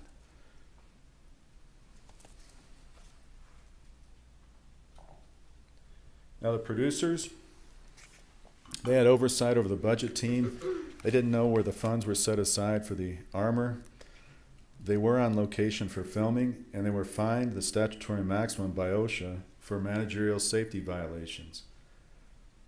Again, OSHA found that the management team are the ones responsible, and yet we're here with Ms. Gutierrez-Reed, the person on trial for the felony offenses. Sherilyn Schaefer was the medic on set. You recall she did not have chest seals. She, I think, was doing the best she could with the equipment that she had, but she didn't have the complete equipment to deal with a gunshot wound. She also indicated she never heard anyone call out use of a gun before the fatal shooting. Mamie Mitchell, I touched on this earlier. Most important thing Miss Mitchell said was that it was not in the script for Baldwin to point the firearm. That goes directly to the element when you read the jury instructions and you all go back in to deliberate. That goes to foreseeability and whether or not anybody can foresee the moments Mr. Baldwin pointing the gun, using it as a pointer. He's up on the hill shooting after cut, and then he's shooting, pointing the gun when he's not supposed to in scenes. David Halls was the first assistant director, as you remember, and he was in charge of overall safety. Now, he got a misdemeanor, 6 months unsupervised probation, even though he was in charge of overall set safety. He never raised any concerns, and in fact, I think he said Hannah did a great job as armor. He indicated he did not hand the gun to Baldwin, but the sheriff contradicted this, so did Hannah, and so did Mr. Baldwin. And that was essentially Mr. Hall's testimony. Sarah Zachary, I remind you, she threw away rounds on set after the shooting, took items off the prop card. She worked for Seth Kinney, and she texted and called him right after the shooting. One of her texts, she indicated she had said she was talking to Alec Baldwin and trying to keep her facts straight. She mentioned that she had loaded firearms on set. She picked up ammunition from Kinney at PDQ. I'll remind you in the testimony that Sarah Zachary and Hannah Gutierrez-Reed went to Kinney's place before production started, and he had given them ammunition, leathers, and firearms. So again, we don't know exactly what Mr. Kenny may have supplied to this set because it's not inventoried, it's not all invoiced.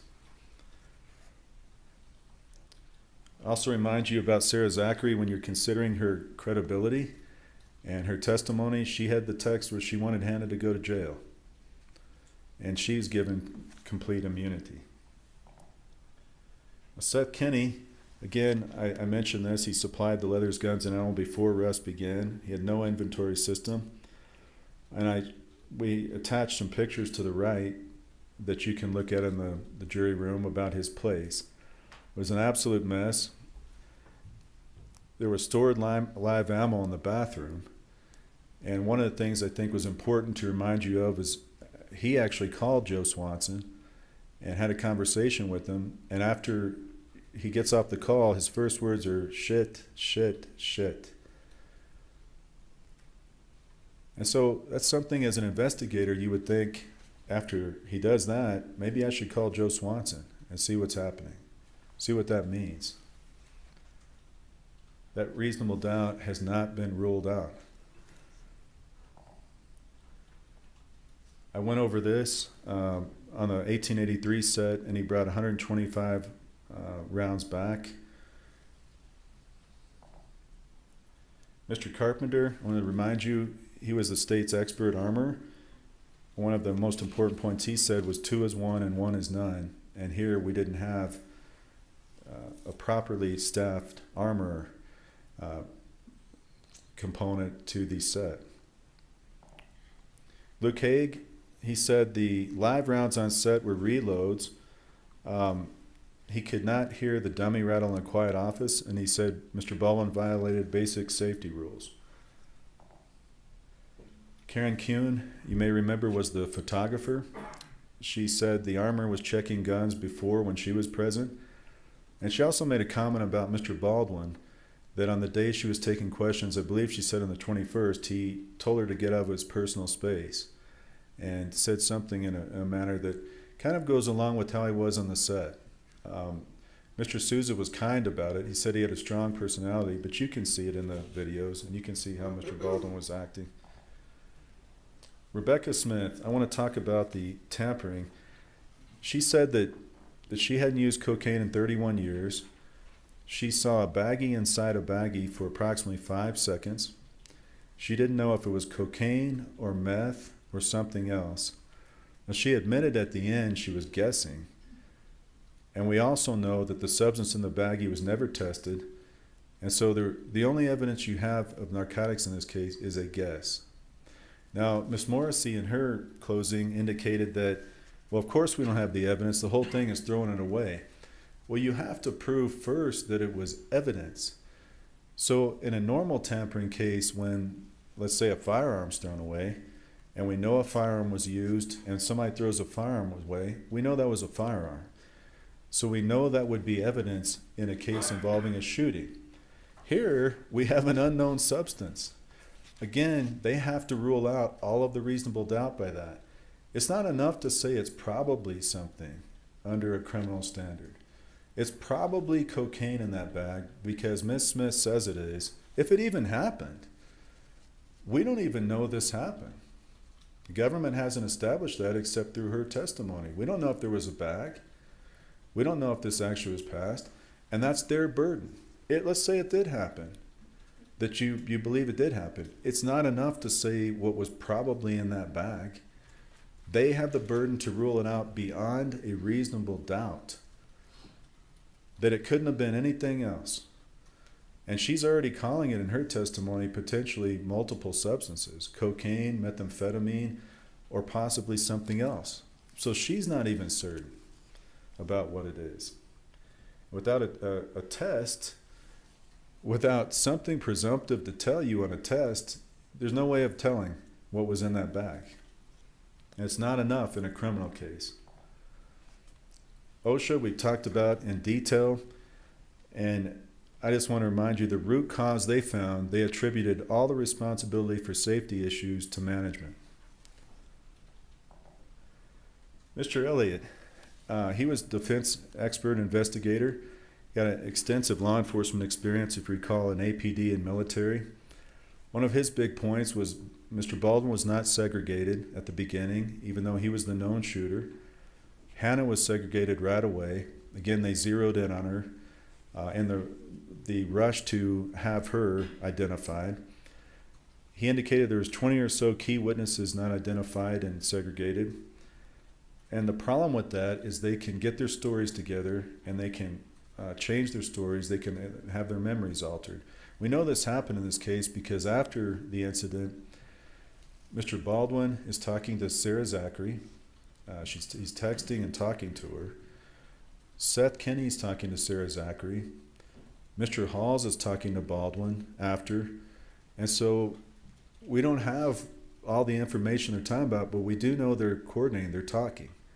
The only one not in that group was Hannah. And again, this was the idea. We've got to circle the wagons, and we've got to pick out the person that's going to take the fall for everything that's happened here. That's Hannah. That's who they got.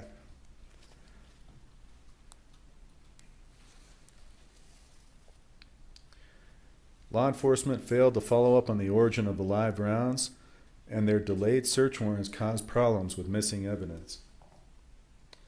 P.J. Pesh testified just this morning.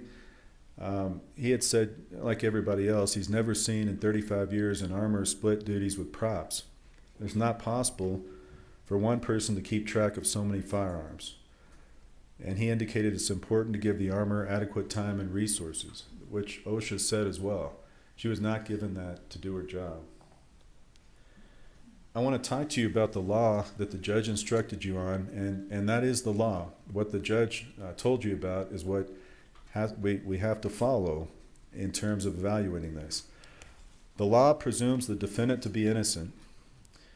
The burden is always on the state to prove guilt beyond a reasonable doubt. A reasonable doubt is a doubt based upon reason and common sense. The kind of doubt that would make a reasonable person hesitate to act in the graver and more important affairs of life. A doubt based on reason and common sense. So what the government has to do is rule out every reasonable doubt you may have based on reason and common sense. Or in this country, we don't convict people. That's the standard. And again, I go back to where I started at the beginning. If they didn't rule out the reasonable doubt on Miss Zachary throwing away the rounds, that is always going to be there. Because their theory based on you can identify these pictures and we know exactly what was on the set and what remained on the set, and we will never know that because some of them were thrown away. And we didn't get all of Seth Kinney's rounds. We're never going to know that.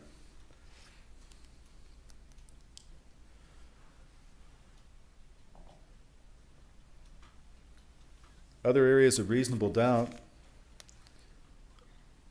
I've gone over the top two, top three. The prop cart was tampered with. We know that right after the incident, another individual moved it. Now, Lieutenant Benavides said he had eyes on the entire time. But if you saw that video, you can make up your mind what you believe. Ladies and gentlemen, his camera appeared to be pointed right into the vehicle, and the individual getting the cart was way off in the other direction. He said he had his head turned. But you all can decide what you think about that. The prop cart, there was unquestionably items taken from it. We don't know exactly what those are. That is another area of reasonable doubt that the government has not ruled out. You've had witnesses say throughout the trial you can't tell live ammo from a picture. And the reason is that the FBI said it has to be disassembled and you have to open it up because there's powder in it. If there's not powder in it, then it's not live. OSHA stated the root cause of all safety failures was management. OMI ruled this to be an accident, not a homicide. You heard evidence about the esophageal intubation was ineffective to provide oxygen to Helena. This also was a situation in this case where multiple lawsuits have been filed, and you can evaluate their testimony, those people who have filed lawsuits, with care and caution, because they've got an interest potentially in what's happening in this case by being involved in lawsuits. Involuntary manslaughter, you're going to have that instruction when you go back. That is the charge that Her Honor has read to you. She's given you the law on this. I want to focus you on a couple key points. The government has the burden to show each of these elements beyond a reasonable doubt. The elements are the numbered items. What that means is, if you all have reasonable doubts on any of these elements, Hannah cannot be convicted. And I want to focus you in on element 3, that Hannah acted with a willful disregard. Again, you go back to willful disregard, the nurse example, and the idea that if somebody doesn't know, I mean, that could be the same thing with a nurse on trial for involuntary manslaughter, but if she doesn't know the drug was mislabeled, you cannot hold her criminally accountable for something like that. It's the same thing in this case, because no one knew there were live rounds. So she did not act willfully in anything that happened that day. In loading the firearm, this was another day everybody thought on set. Loading the firearms, running to different things, doing the duties. Nobody's calling her back in for the blocking scene. Mr. Baldwin's doing something on his own. Nobody in the wildest dreams thought there was a live round. And because of that, the next element is that Hannah Gutierrez-Reed Act caused the death. I submit to you that what caused her to pass was Mr. Baldwin going off script and pointing the weapon. Now, he didn't know there was a live round in there either. He didn't know. Again, he's in the same position that nobody knew there was ever going to be a live round on that set. But the only ultimate act is pointing of that weapon. Miss Gutierrez wasn't in the church. She didn't point that weapon. She didn't pull it. Nobody called her back in. And because of that, those two elements, I submit to you, have not been proven on involuntary manslaughter. And they have to be. The government has to resolve all your reasonable doubts about that, or we cannot convict. Mental state and willful disregard, and that is going to be in your instructions. For you to find the defendant acted negligently in this case, you must find that the defendant acted with willful disregard. And so again, that's the terminology, is willful disregard. You're also going to be instructed, the court instructed you, Her Honor, on negligent use of a firearm. And that is a lesser included offense of the involuntary manslaughter. So when you go back and deliberate, you will have this in front of you as well, whether Miss Gutierrez-Reed endangered the safety of another by handling or using a firearm in a negligent manner. And again, the language is acted with willful disregard. That's what has to be proven under that charge for you to resolve all of your reasonable doubts. Tampering with evidence, I think this is a real stretch, and it is a real stretch. And you talk about guessing. This one, they have to prove the defendant hid a bag of cocaine. Well, the only witness they have to it said it was either cocaine or meth or something else. So just by the testimony alone, the beginning of that, there's no way of knowing it was a bag of cocaine. It's just impossible. There has to be reasonable doubt on that by the government's own witness. Their only witness. No law enforcement testing, there's nobody else. This is absolutely unproven in this case. And you don't even have to get to element 2, because element 1 is not even close to having been proved beyond a reasonable doubt. Proximate cause, it's a legal term, but it's something the government has to prove as well. And this is where you get into that the passing was a foreseeable result of Hannah Gutierrez's act. The act was a significant cause of the death, and the language I want to focus you in on, in a natural and continuous chain of events uninterrupted by an outside event. What these mean, and these are the legal terminology, what it means is that what Hannah Gutierrez did had to be a foreseeable result. But again, that caused her death. But again, without her knowing that there was a live round, that's impossible to meet that standard.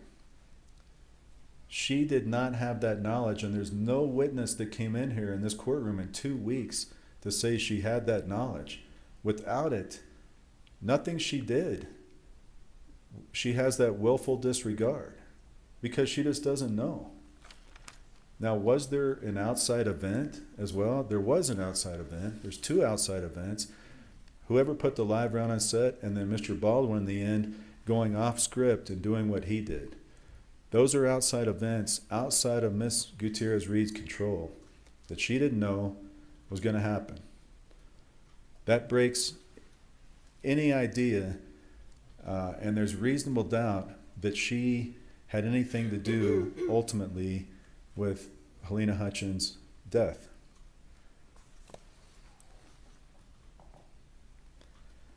Miss Gutierrez-Reed was not a significant cause as a result of her death because of the reasons I've mentioned to you.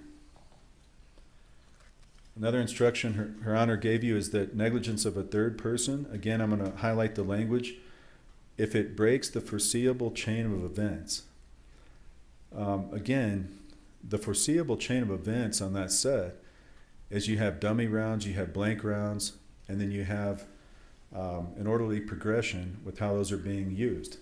Here we had a completely unforeseeable live round, 6 live rounds that were on set, nobody could foresee. And then we have Mr. Baldwin's action in the end. Those were both unforeseeable to Miss Gutierrez-Reed. The judge instructed you on, you all are the sole judge of the facts. You all are deciding the facts, ladies and gentlemen. And your verdict should not be based on speculation, guess, or conjecture. It goes back to the tampering charge. It goes back to some of the other aspects the government has told you. In this country, we can't decide and convict people on guesses. And that's a lot of what they've asked you to do in several areas, to guess, to assume, to speculate. It's not sufficient to convict people in this country to guess. It's not. And that's what they brought you and they've asked you to do on the tampering and other aspects of their charges. And it's not sufficient.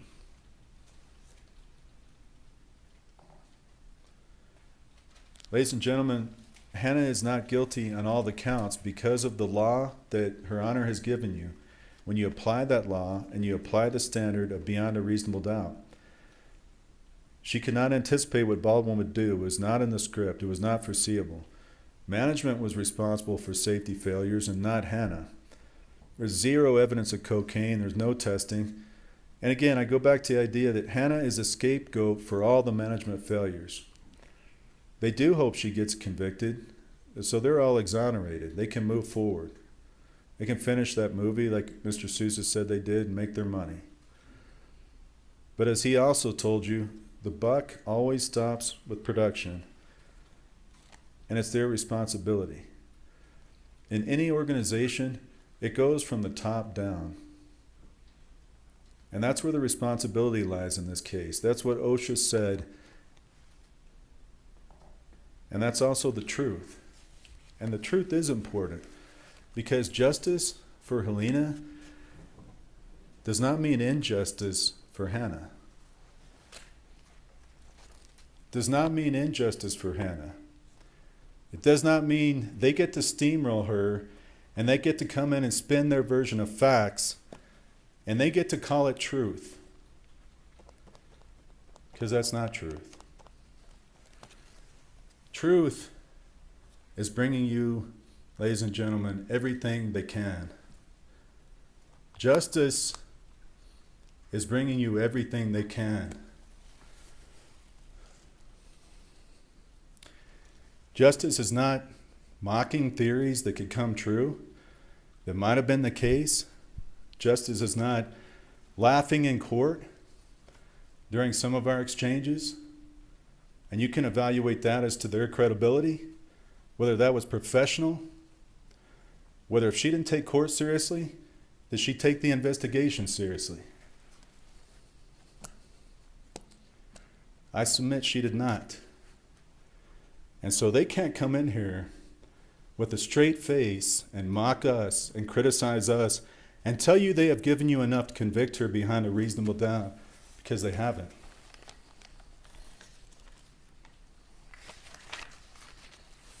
Thank you.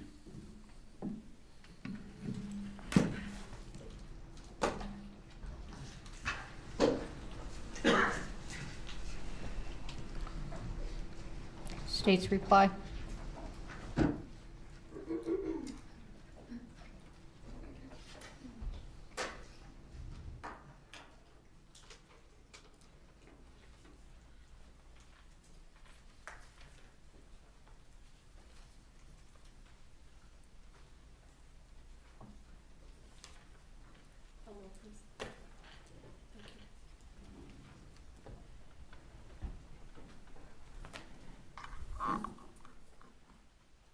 I'll begin while the gentlemen are setting up the Elmo for me.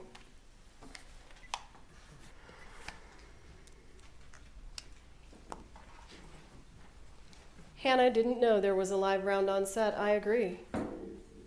If Hannah knew there was a live round on set and she loaded it into a prop gun and it was used to kill Helena Hutchins, she wouldn't be charged with involuntary manslaughter. She'd be charged with second-degree murder. She'd be charged with first-degree depraved mind murder. This is an involuntary manslaughter charge because she didn't know there were live rounds on set, and the reason she didn't know was through her own negligence, her own recklessness, her own willful disregard for the safety of other people.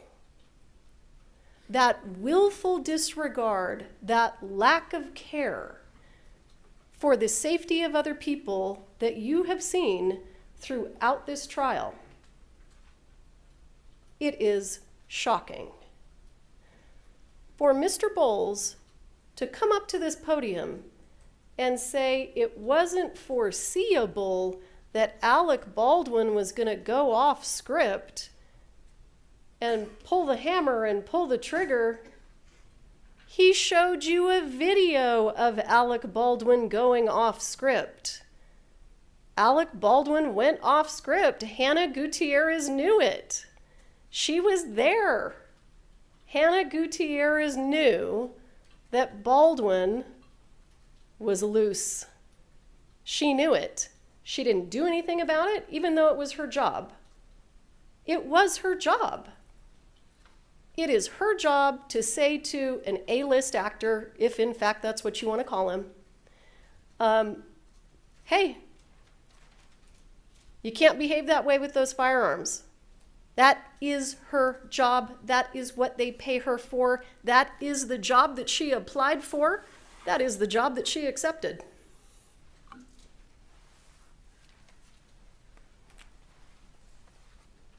Foreseeability. You want to talk about off script? Just remember those videos of the stuntman. That's not within the script. She was there. She watched it. She knew these people would go off script. You know she didn't check the rounds. If she checked the rounds, they wouldn't have been floating around that movie set the entire time, undetected. Give you everything we've got. You have absolutely everything we have. This law enforcement team and this team of prosecutors have reviewed thousands and thousands and thousands of photos and thousands of videos. We have interviewed countless people, many of whom you didn't even hear from. We can't stay here forever. You have absolutely everything you need. One of the amazingly shocking things about this case to me has always been, and it's to Detective Hancock's credit, a defense attorney with his own agenda, no question, comes to her and says, it's Seth Kinney, it's Seth Kinney, it's Seth Kinney. That's his job. Okay? Let's make that clear. That's Mr. Bowles' job. He gets Hannah's dad to say, it's Seth Kinney, it's Seth Kinney, it's Seth Kinney. Rather than ignore them, she gets a search warrant. She took his speculative agenda, presented it to a judge, got a search warrant, and searched that man's property. And oh my heavens, what did they find? They found exactly what Thel Reed said they would find. They found live ammunition with semi-wad cutter projectiles. You have everything you have. You have everything we have. You have everything you will ever need to convict her. This is 100% foreseeable.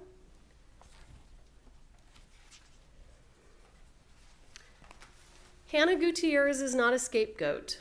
Hannah Gutierrez is not being treated as a scapegoat.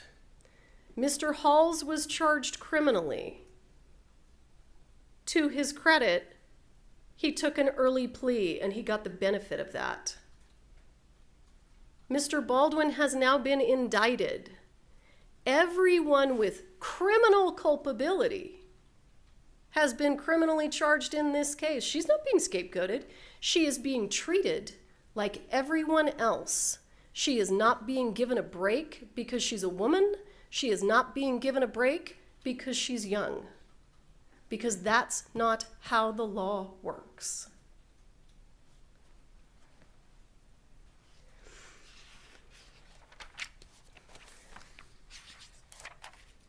Let me just review my notes real quick, and as I promised you, I am going to try to speed this up for you. Please keep in mind, Mr. Bowles comes up to the podium and says Sarah Zachary threw rounds away. She did. Obviously she did. She admitted it. She told law enforcement that she did it. And rather than try to prosecute her for tampering with evidence, for panicking and throwing some rounds away, she agreed to come in and testify, and her agreement is that she must testify truthfully. And she testified truthfully. You want to know why we don't have an inertia puller in evidence? Why we don't have a box of dummies that Ms. Gutierrez said she brought on set? She said she brought 2 boxes. We've only got 1. You want to know why? Because she went to the prop truck on October 23rd, got access to it, took a bunch of gun belts, and a couple of boxes. Your Honor, I want to object.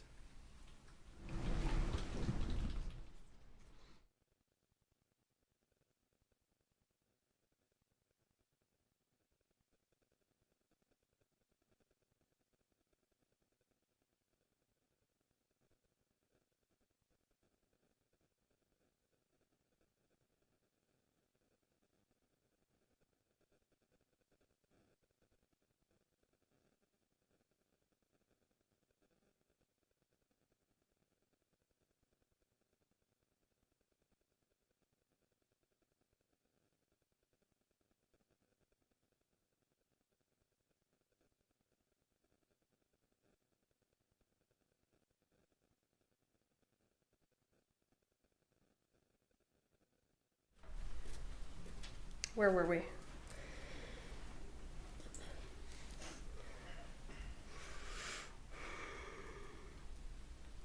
She took stuff out of the prop truck. She took gun belts. You heard from Sarah Zachary that those were gun belts that she brought from another movie set that were already loaded with dummy rounds. Who knows what was in them?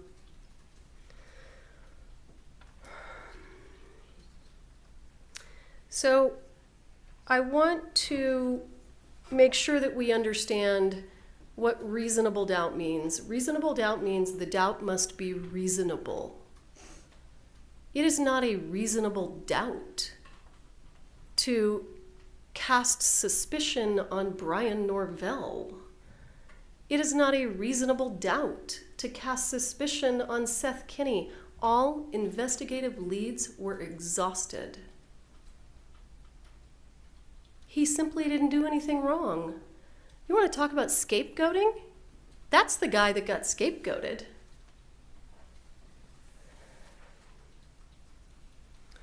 The doubt must be reasonable. And I don't have to prove this case beyond all possible doubt. If that is what the law required, my heavens, we live in a world of infinite possibilities. The government would never be able to prove a case beyond all possible doubt. We'd have to have a video of absolutely everything that took place. It's not the standard, and it doesn't have to be the standard. So when you're back there and you're talking about doubt, make sure it's a reasonable one under this set of circumstances.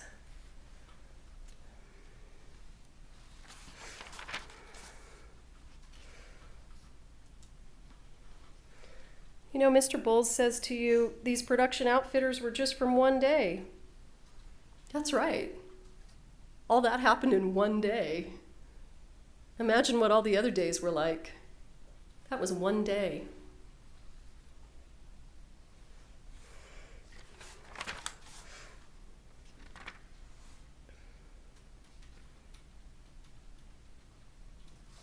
Mr. Balls is right. The crew didn't believe there were live rounds on set. They believed that she was going to do her job. They believed that she did her job. This isn't Seth Kinney's responsibility to inventory rounds, although he did it. That wasn't his responsibility. Rust Productions didn't provide all of the dummy rounds to the set of this movie. You know from her own statements she brought 2 boxes on herself. We're not living in an alternate reality.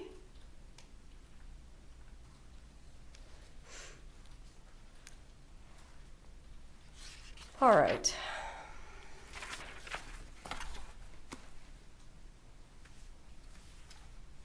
Let's go through these. I'll go through them relatively quickly.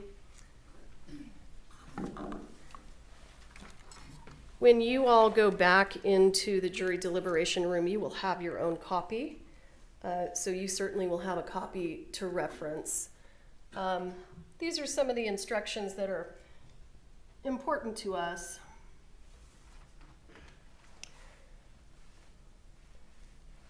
Your verdict should not be based on sympathy or prejudice. Sympathy or prejudice? Huh? It's not showing on the screen. Oh. Oh, I see. There we go. Thank you, Mr. Lewis. So it can't be based on sympathy or prejudice. And for any of you who are feeling sympathetic because she is young and she is maybe inexperienced, although by her own statement to Detective Hancock, she would tell you she wasn't. You all are on this jury because during voir dire you agreed to follow the law. And I will ask you to do it right now. If you had said during voir dire, I can't follow the law, I feel too sympathetic, you wouldn't be here. And if you can't follow the law, you can probably excuse yourselves.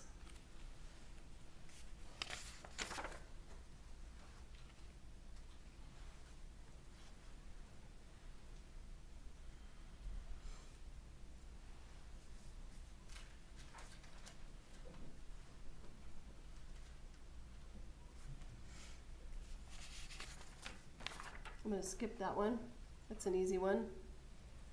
You must not concern yourselves with the consequences of your verdict. That is the law. That is the law that you agreed to follow. That is the law that you are required to follow.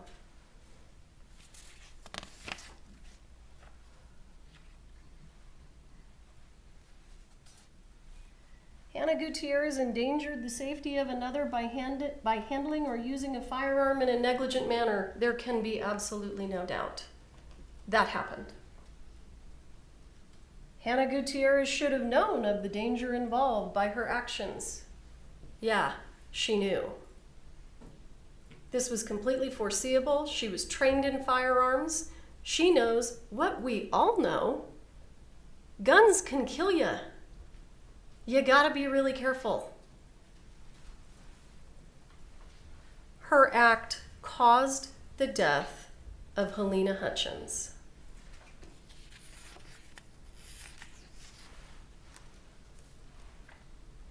12A is the alternative theory.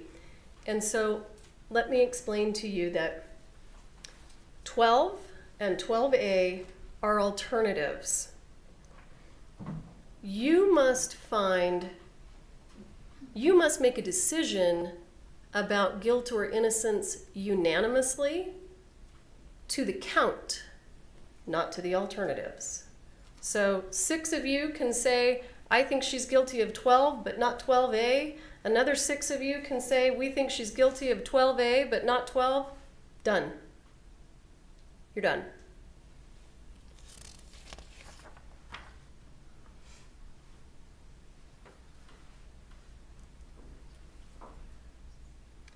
Hannah Gutierrez loaded live ammunition into a firearm. Yes, she certainly did. She told the police she did. She failed to perform an adequate safety check of the ammunition. Of course, you know that. She didn't do it just once. She did it numerous times. She acted with willful disregard for the safety of others, without question. So you are being presented with what's called a lesser included offense. And I will remind you the instructions that the judge read you at the beginning. Your first job is to see if you can agree on involuntary manslaughter. If you find her guilty of involuntary manslaughter on either alternative, you do not move on to this misdemeanor. It's done. If you find her not guilty of involuntary manslaughter, then you get to move on to the misdemeanor.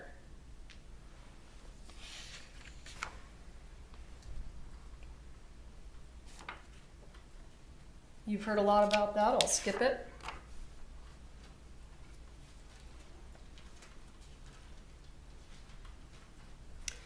This is what we call a general criminal intent instruction, and I want to just make sure that you understand this instruction only applies to the tampering with evidence. It does not apply to the involuntary manslaughter because she is charged with negligent homicide, not intentional.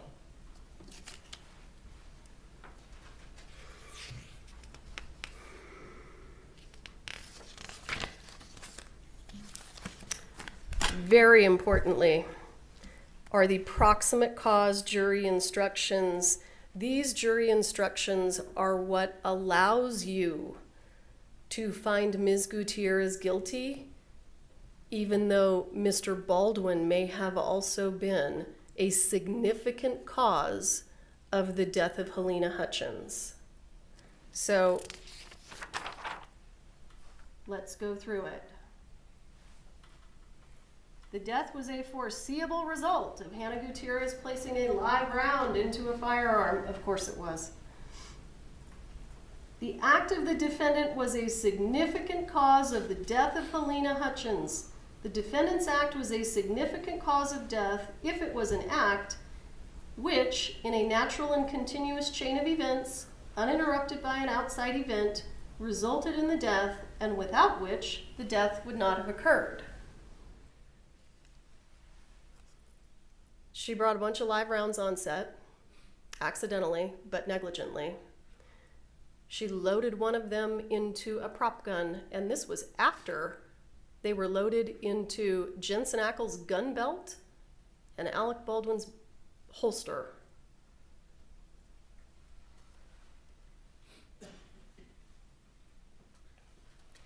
And she told Dave Halls, this is a cold gun.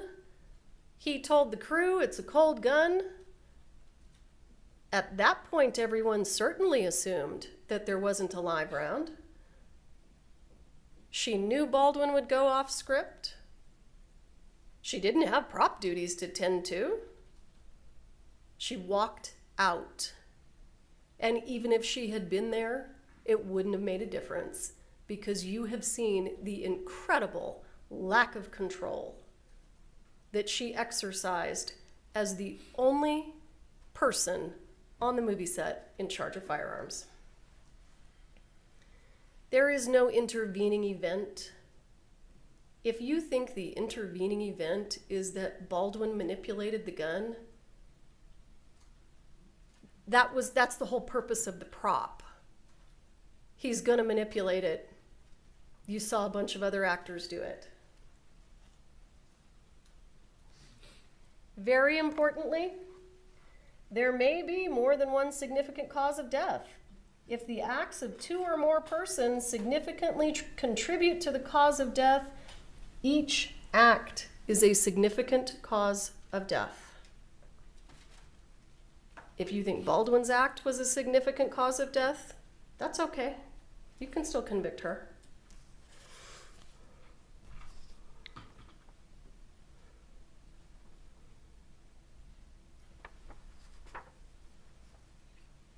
Jury instruction 20.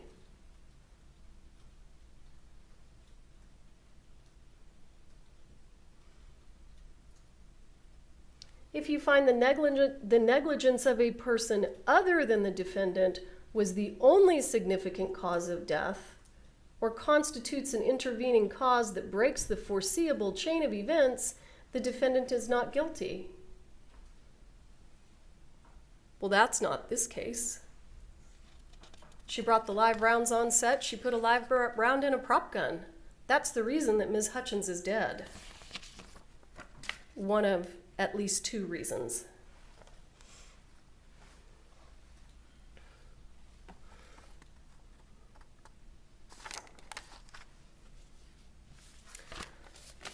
I will again thank you very much for your time and for your attention. I know that this has been hard work for you folks.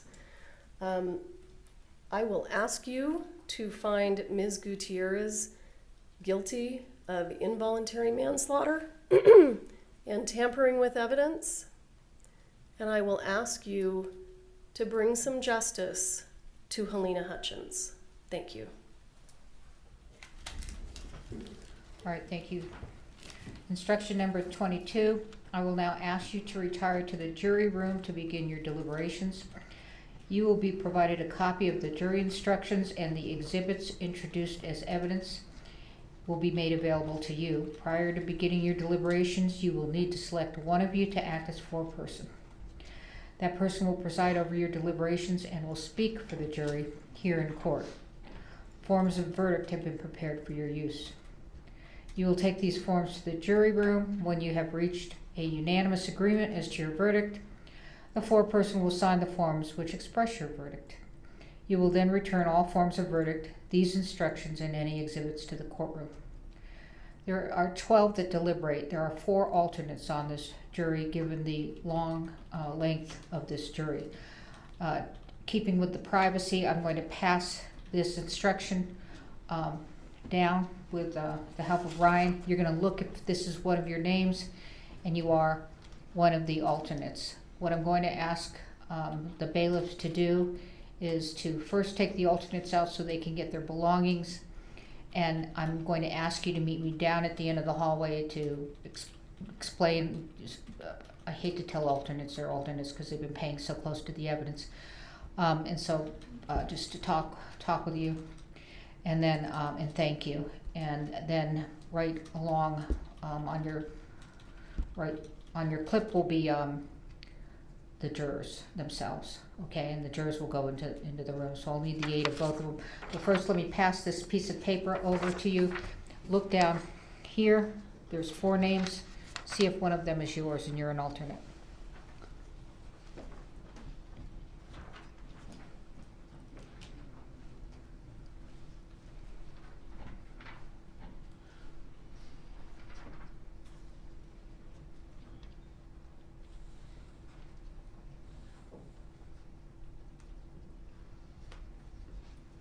It's at the bottom.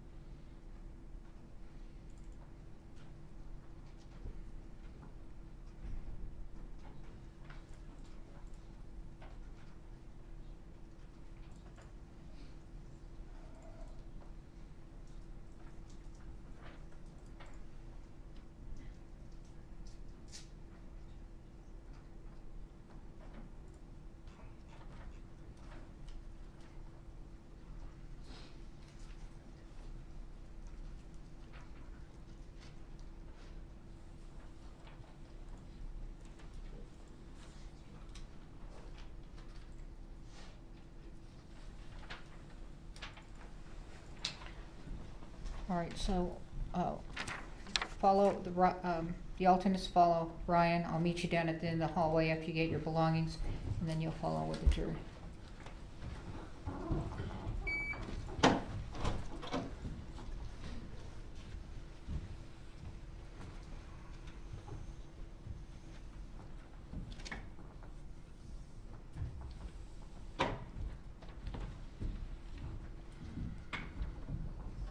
George. All rise.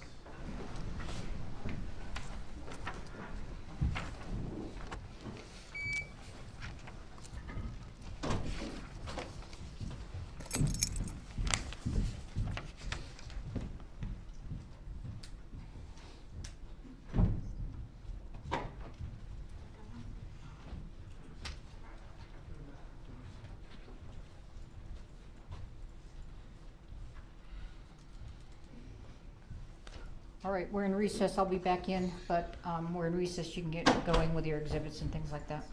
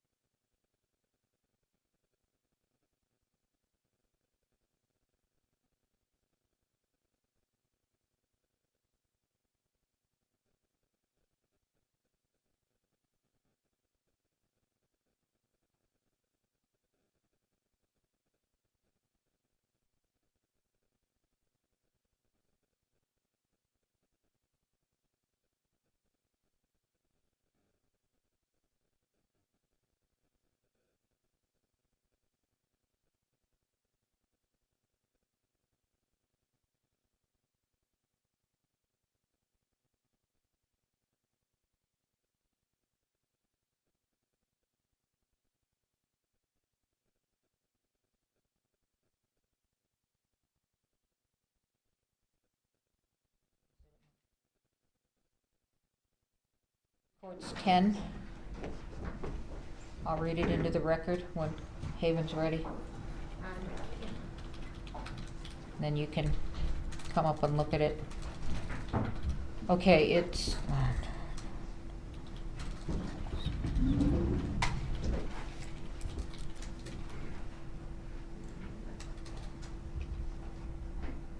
Okay, it regards instruction 20, and it has a quote mark to the language in instruction 20, and I think it can be found in the second paragraph. Do you have copies of the instruction?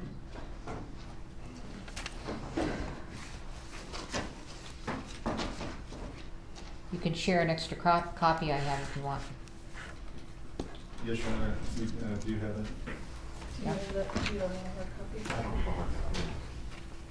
I have one of the previous. All right, here. Don't think that changed.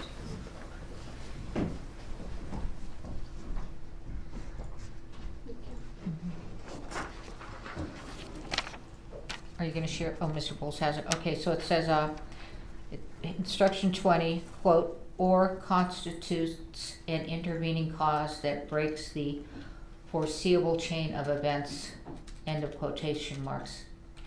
Clarification on if, quote, intervening cause, unquote, could mean things that could have been changed to prevent it. Here, you can read this. Thank you, Your Honor. Mm-hmm.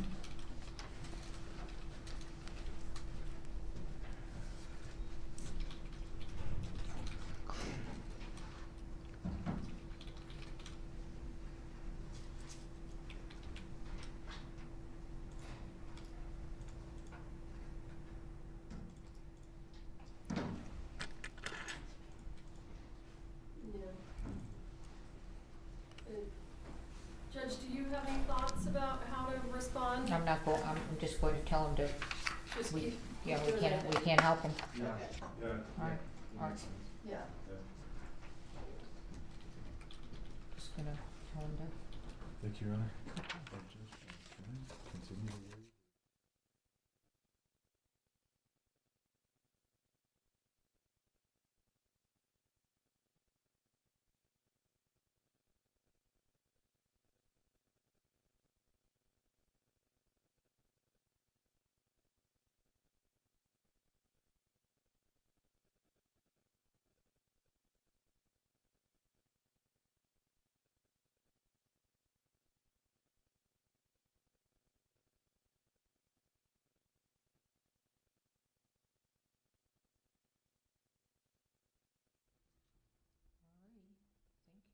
Okay, thanks.